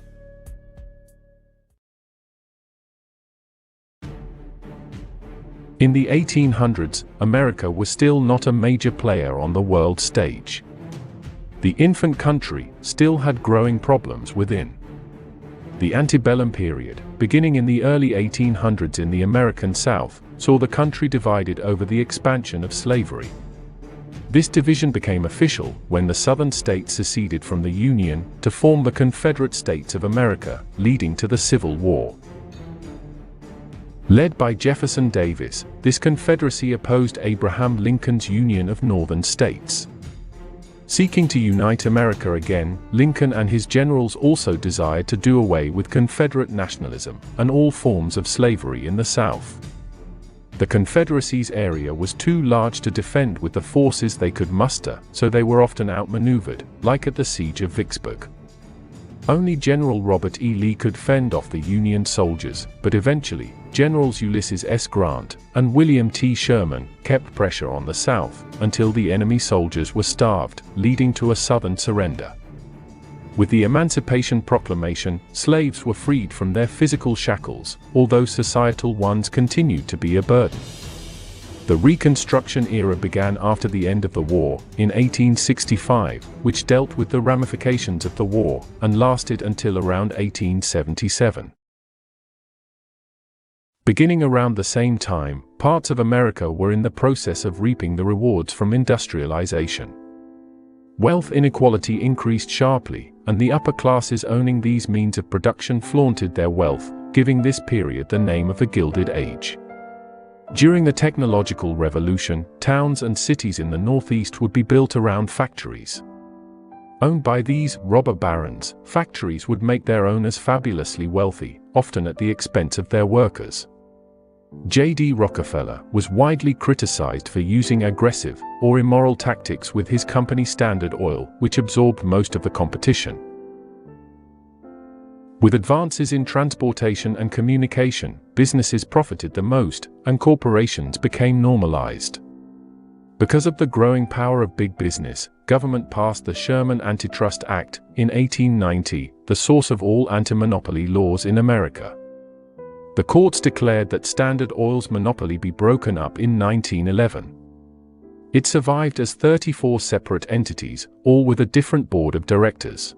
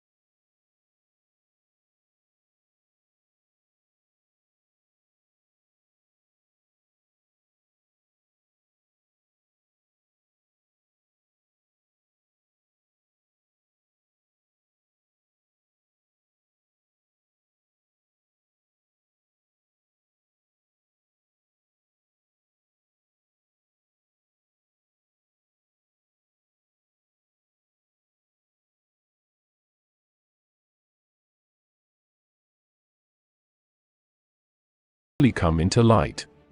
The century begins with many of the same themes as the last. This is why many historians consider the early 1900s as part of a period beginning around 1789, making it the long 19th century. In 1901, Britain's colonies on the island of Australia, which had formed into 6 different self-governing colonies, New South Wales, Queensland, South Australia, Tasmania, Victoria, and Western Australia joined together to form the Commonwealth of Australia. To their north, the Qing dynasty wasn't as stable. Failed education reforms and civil unrest, like the Boxer Rebellion and fallout from the Opium Wars and unequal treaties, placed the Qing in a precarious position. They needed to modernize and liberalize their archaic system of government, but numerous conservative Qing in the court were opposed. This led reformists to take action. The Qing, China's final dynasty, would fall in 1911 in the Xinhai Revolution. This marked the end of the old imperial system, which dated back to the Qin, in the 200s BCE. In 1912, the Republic of China was established under Sun Yat-sen, the first provisional president. This wouldn't last though, as Yuan Shikai, who had control of China's most powerful military force, the Beiyang Army, had been promised the position. To prevent conflict, Sun Yat-sen stepped down, and Yuan Shikai was sworn in as the second provisional president. The Japanese were new to the world stage, and while they tested their imperial mettle and won against their closest neighbors in China, they would be challenged by a foe to the north. The Russian Empire, now spanning from Europe to the Pacific, was eager for access to warm water ports on the ocean. Seeking regions in Korea and Manchuria, they would go to war with the Japanese in the Russo-Japanese War. Fortune was with the new Empire of Japan, as they handed Russian forces defeat after defeat, a surprising result for all observers across the globe. While the war cemented Japan as a mainstay as a new world power, it caused embarrassment and dissatisfaction in Russia's Tsarist regime. A year later, the Russian Revolution of 1905 would take place. This wave of civil unrest included terrorism, peasant rebellion, worker strikes, and even military mutinies. In response, the State Duma of the Russian Empire was established, making Russia a constitutional monarchy. After centuries of constitutional monarchy of their own, England entered its Edwardian age, under King Edward VII, after the death of Queen Victoria. This would begin in 1901. The Second Boer War broke out soon after in South Africa, splitting Parliament into pro-war and anti-war factions.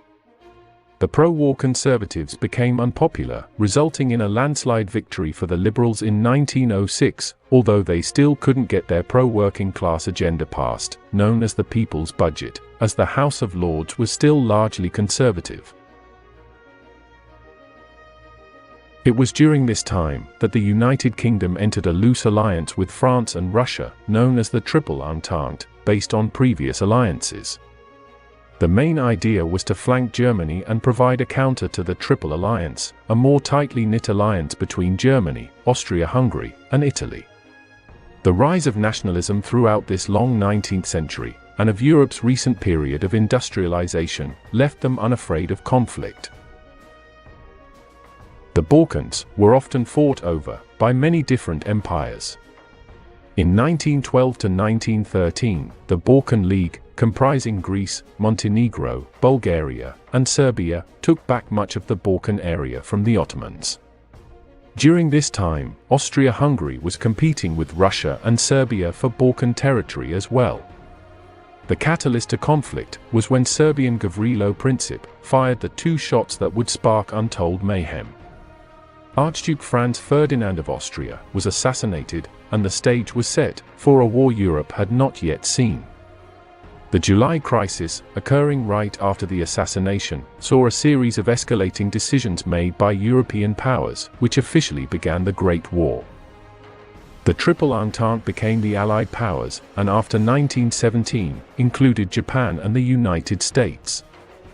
The Triple Alliance modified slightly, and consisted of the German Empire, Austro-Hungarian Empire, and the Ottoman Empire, becoming the Central Powers. Most fighting occurred on the Western Front, with trench warfare the norm. A vast area of no man's land separated enemy trenches, leading to sacrificial charges and waste of life, resulting in many stalemates. On the Eastern Front, trench warfare wasn't as common. For the first time, war was fought from the air as well. It's estimated over 9 million lost their lives on the battlefield, and many more indirectly, through food shortages and genocide, most notably of Armenians. Worse still, more people would die shortly after the war, as an influenza outbreak was easily spread in overcrowded barracks and hospitals. It soon spread around the globe, as soldiers returned to their countries, causing a worldwide pandemic. The end of the war saw the Allied powers victorious, and the end of the German, Austro-Hungarian, and Ottoman empires. The Ottoman territory was carved up and partitioned by the winning side, creating several new nations in West Asia. The newly created League of Nations, a predecessor to the United Nations, granted Syria and Lebanon to the French, and Palestine and Mesopotamia to the British. The Arabian Peninsula eventually became Saudi Arabia and Yemen. A fourth empire also fell during the war. In 1917, a series of revolutions in Russia resulted in the abdication of the last Tsar, Nicholas II, and the establishment of a provisional government. Late in 1917, the October Revolution saw the Red Guard, an army of peasants and workers, take control of Petrograd, present-day St. Petersburg, under the Bolsheviks. This socialist uprising would change Russia forever. Civil war soon broke out between the Bolshevik Red Army and the anti-Soviet White Army, or the Whites. Nationalist groups, like the Ukrainian Green Army, and anarchist groups also engaged in the war. After around 5 years of war, the Bolsheviks squashed all opposition and controlled Russia all the way to the Pacific coast. In 1922, the USSR, or Union of Soviet Socialist Republics, was established, the successor state to the Russian Empire. While Vladimir Lenin would perish from natural causes, he was succeeded by Joseph Stalin, a man who would become one of the most controversial of the 20th century. In China, Yuan Shikai's government attempted to reinstate a new empire once again, but after his death, it devolved into a warlord era, in which China was ruled over by different warlords in a period of decentralization. Former leader Sun Yat-sen would collaborate with some southern warlords in order to take back power and reunify China. Soon after, Chiang Kai-shek, who replaced Sun Yat-sen as leader of the KMT, went on a northern expedition to take back the country from the Beiyang government and the various warlords. He then turned on the CCP, establishing his anti-communist regime at Nanjing in 1927. This would mark the beginning of China's Nanjing period, which was one of power and consolidation for the KMT. There was social progress, and the economy was generally positive. Civil war would start, as the nationalist KMT fought the communist CCP, who most likely would have met their demise, if not for a massive distraction, in 1937. The interwar period saw much of the globe's superpowers steeped in other struggles, as Europe attempted to recover from the carnage. This wasn't the case for North America, which started out the period on top of the world. Known as the Roaring Twenties, or Jazz Age, this was a period of economic prosperity, and social, cultural, and artistic wealth. Flapper girls became prominent, and Art Deco ruled the art scene. Normalcy returned to politics with the election of Warren G. Harding, signifying a comfortable stability associated with the time before World War I. This, mixed with the normalization of new technologies, like the radio, automobile, and movies, gave the period a sense of modernity. Europe would spend these years rebuilding, and coming to terms with the immense human cost associated with the war. In Turkey, the Turkish national movement was established in response to the Allies' occupation of Istanbul. The Turkish War of Independence would last from 1919 to 1923, and saw the Turks succeed in forming their own Republic of Turkey, a successor state to the Ottoman Empire, which was internationally recognized that same year. The capital was moved from Istanbul to Ankara. Up north, with the German Empire now dissolved, the Weimar Republic ruled, but with an array of economic problems. Germany experienced intense hyperinflation in 1923, followed by the Beer Hall Putsch, a failed coup d'état led by a certain Nazi leader. With Germany unable to pay off their war debt, the Americans invested heavily into Europe to keep the economy from failing. This eventually led to prosperity for much of Europe as well, and the back end of the decade would be called the Golden Twenties. This would all dramatically change in 1929. Seemingly as a counterweight to the economic success of the 20s, the Wall Street crash of 1929 plunged the world into a Great Depression. It remained the largest and most important economic depression of the 20th century. Everything would plummet during this time. International trade and salaries dropped by over 2/3. Construction stopped in many countries, and those that relied on farming suffered as well, as crop prices also dropped 2/3. The Depression was the catalyst for high amounts of political polarization. Some countries introduced new welfare programs and expanded the social safety net, while others turned towards nationalist or imperialist ideologies. While the League of Nations was meant to keep a balance of power and ensure stability, they were less effective, as the United States wasn't a member. This caused other more authoritarian powers to undermine the League, making it irrelevant. The show of weakness might have pushed Italy and its fascist leader, Benito Mussolini, to ally with the like-minded Germans. Their leader, the man who led the failed beer hall putsch back in 1923, also noticed the weakness of the League and other European powers. This emboldened him to breach the Treaty of Versailles from World War I and remilitarize Germany.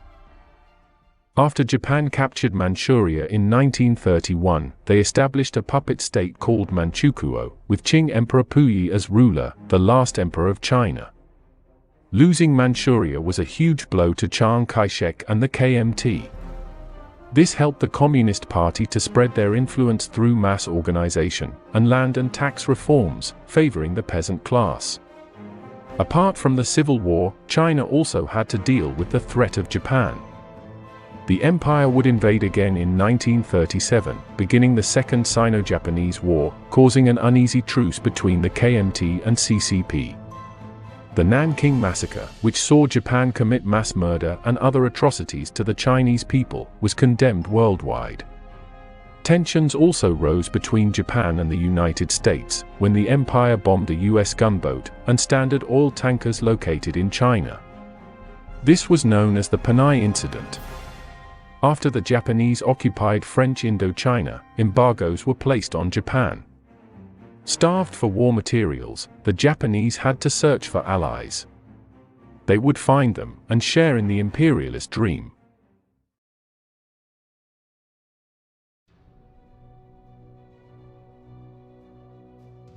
Drang nach Osten. The drive to the east. An emboldened Germany would kickstart the most devastating war the world had ever seen, with its drive east into Poland. The UK and France both declared war on Germany soon after, but the Russians held back initially because of a secret non-aggression agreement with Germany, called the Molotov-Ribbentrop Pact. Eastern Europe was to be divided between both powers. Once the UK entered the war, the British Commonwealth, territories of the British Empire all joined as well. Following a lull in fighting, the Germans would turn their attention westwards, to France. In seemingly no time at all, the Third French Republic, who were also attacked by Italy, surrendered. The Germans would then attempt to conquer Britain, but this proved a failure. In 1941, the Germans would make an even more fatal mistake, and attack the Soviets. The harsh weather and sheer number of Soviet soldiers made that conquest impossible as well, and after the Soviets then joined the Allies, the Germans would have to fight a war on two fronts.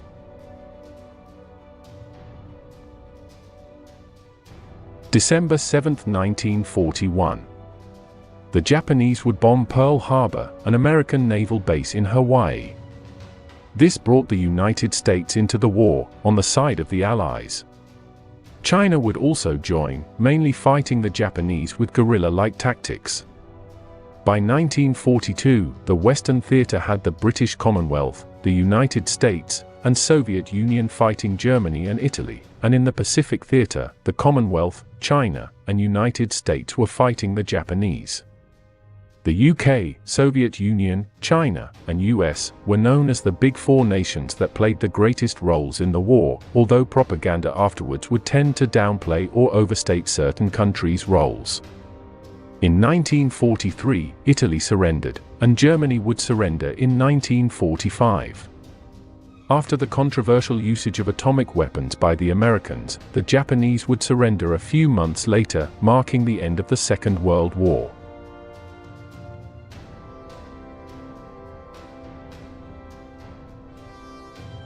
After the war, Europe was devastated, and power shifted from Western Europe to the Soviets and Americans, the two new superpowers.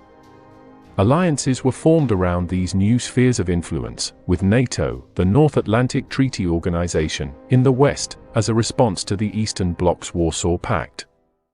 In China, the civil war between the KMT and CCP flared up again, after the Japanese defeat, with the KMT evacuating to Taiwan, and the Communist Party, under Chairman Mao Zedong, establishing the People's Republic of China in 1949, with help from their Soviet neighbors to the north.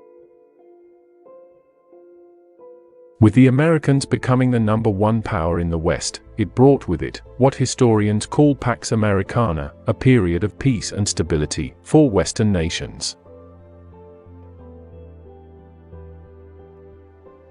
The technological and economic gains in this half of the 20th century developed more than the entirety of human histories combined, surpassing even the great advances brought on by the Industrial Revolution. This exponential growth led to increased lifespans for most nations' residents, along with the development of numerous technologies undreamed of in the early part of the century. Behind this progression, though, was the looming threat of nuclear war. The United States and Soviet Union were embroiled in what was dubbed the Cold War, as neither nation fought the other directly. Germany was split by the Berlin Wall, a grim division of the Western and Soviet realms. Nations around the world were coerced to join either sphere of influence, leading to intervention by the United States or the Soviet Union. This resulted in widespread espionage, propaganda, and proxy wars. Proxy conflicts, like the Korean, Afghan, and Vietnam Wars, occurred because neither the Americans nor Soviets could attack each other directly, due to their increasing nuclear arsenal. The national security policy of mutually assured destruction was the basis for these proxy conflicts, as a direct attack would cause nuclear war, surely destroying both sides. So, the stalemate carried on. In China, Chairman Mao adopted Marxist-Leninist ideals. Older Chinese ideologies like legalism were denounced. In 1960, the Sino-Soviet split saw China and the USSR go their own way, each interpreting and implementing Marxist-Leninist ideology differently. Beginning in 1966, the Cultural Revolution would do away with much of China's past, purging many parts of its long history. In 1972, China would begin to have closer relations to the United States, and soon after, Deng Xiaoping would implement economic reforms, which opened up China to the West. During this period, numerous countries in Latin America would elect left-wing leaders, threatening the smaller but more powerful upper classes. During Operation Condor, the United States assassinated many of these leaders, placing more right-wing, anti-communist, military dictators in power. The wonders of space wouldn't even escape this earthly competition. During this new age, the United States and Soviets engaged in the space race to garner a reputation as the true superpower. Starting in 1957, the space age began with Sputnik, the Earth's first artificial satellite, being launched by the Soviets. The Vostok program also sent the first human into space, Yuri Gagarin. The United States would ultimately impress the entire world, though, with the Apollo program, which put the first man on the moon. The event was reportedly watched by 500 million people. Africans would also take back their land in mass independence movements, but many of these countries would still struggle after generations of colonialism. In the late 1980s, the Cold War began to subside. Under American President Ronald Reagan, the United States entered diplomatic relations with Soviet leader Mikhail Gorbachev, who introduced the perestroika and glasnost reforms. The Soviet Union then collapsed in 1991, leaving the United States as the sole world superpower. So that's the new Super Nintendo Entertainment System. What about it? They say it has 16-bit technology, whatever that means. The 1990s was an era of stability. While the information age began in the mid-20th century, the 90s would see the average Westerner benefit from massive technological advancements, granting them access to computers and the internet. Developed nations would begin a process of deindustrialization, moving towards information technology, while outsourcing industrial jobs to current developing nations. On September the 11th, enemies of freedom committed an act of war against our country. The 21st century began with the War on Terror and brought with it a feeling of a new age. The feeling of never being able to go back. As the old saying goes, history never repeats itself, but it often rhymes. It's easy to forget we are still the same tribal beings who roamed this earth eons ago, and while we all have our own unique experiences, we are all connected enough that they become strikingly similar. The future can hold untold triumphs or disasters beyond repair. So are we destined for a thrilling, senses-shattering, cyberpunk-like dystopia? An arid, post-apocalyptic desertscape ruled by different city-states? Or are we destined for an earthly utopia where we can work together to set our sights on the stars? Sorry, we can't help. This is a History Channel, after all.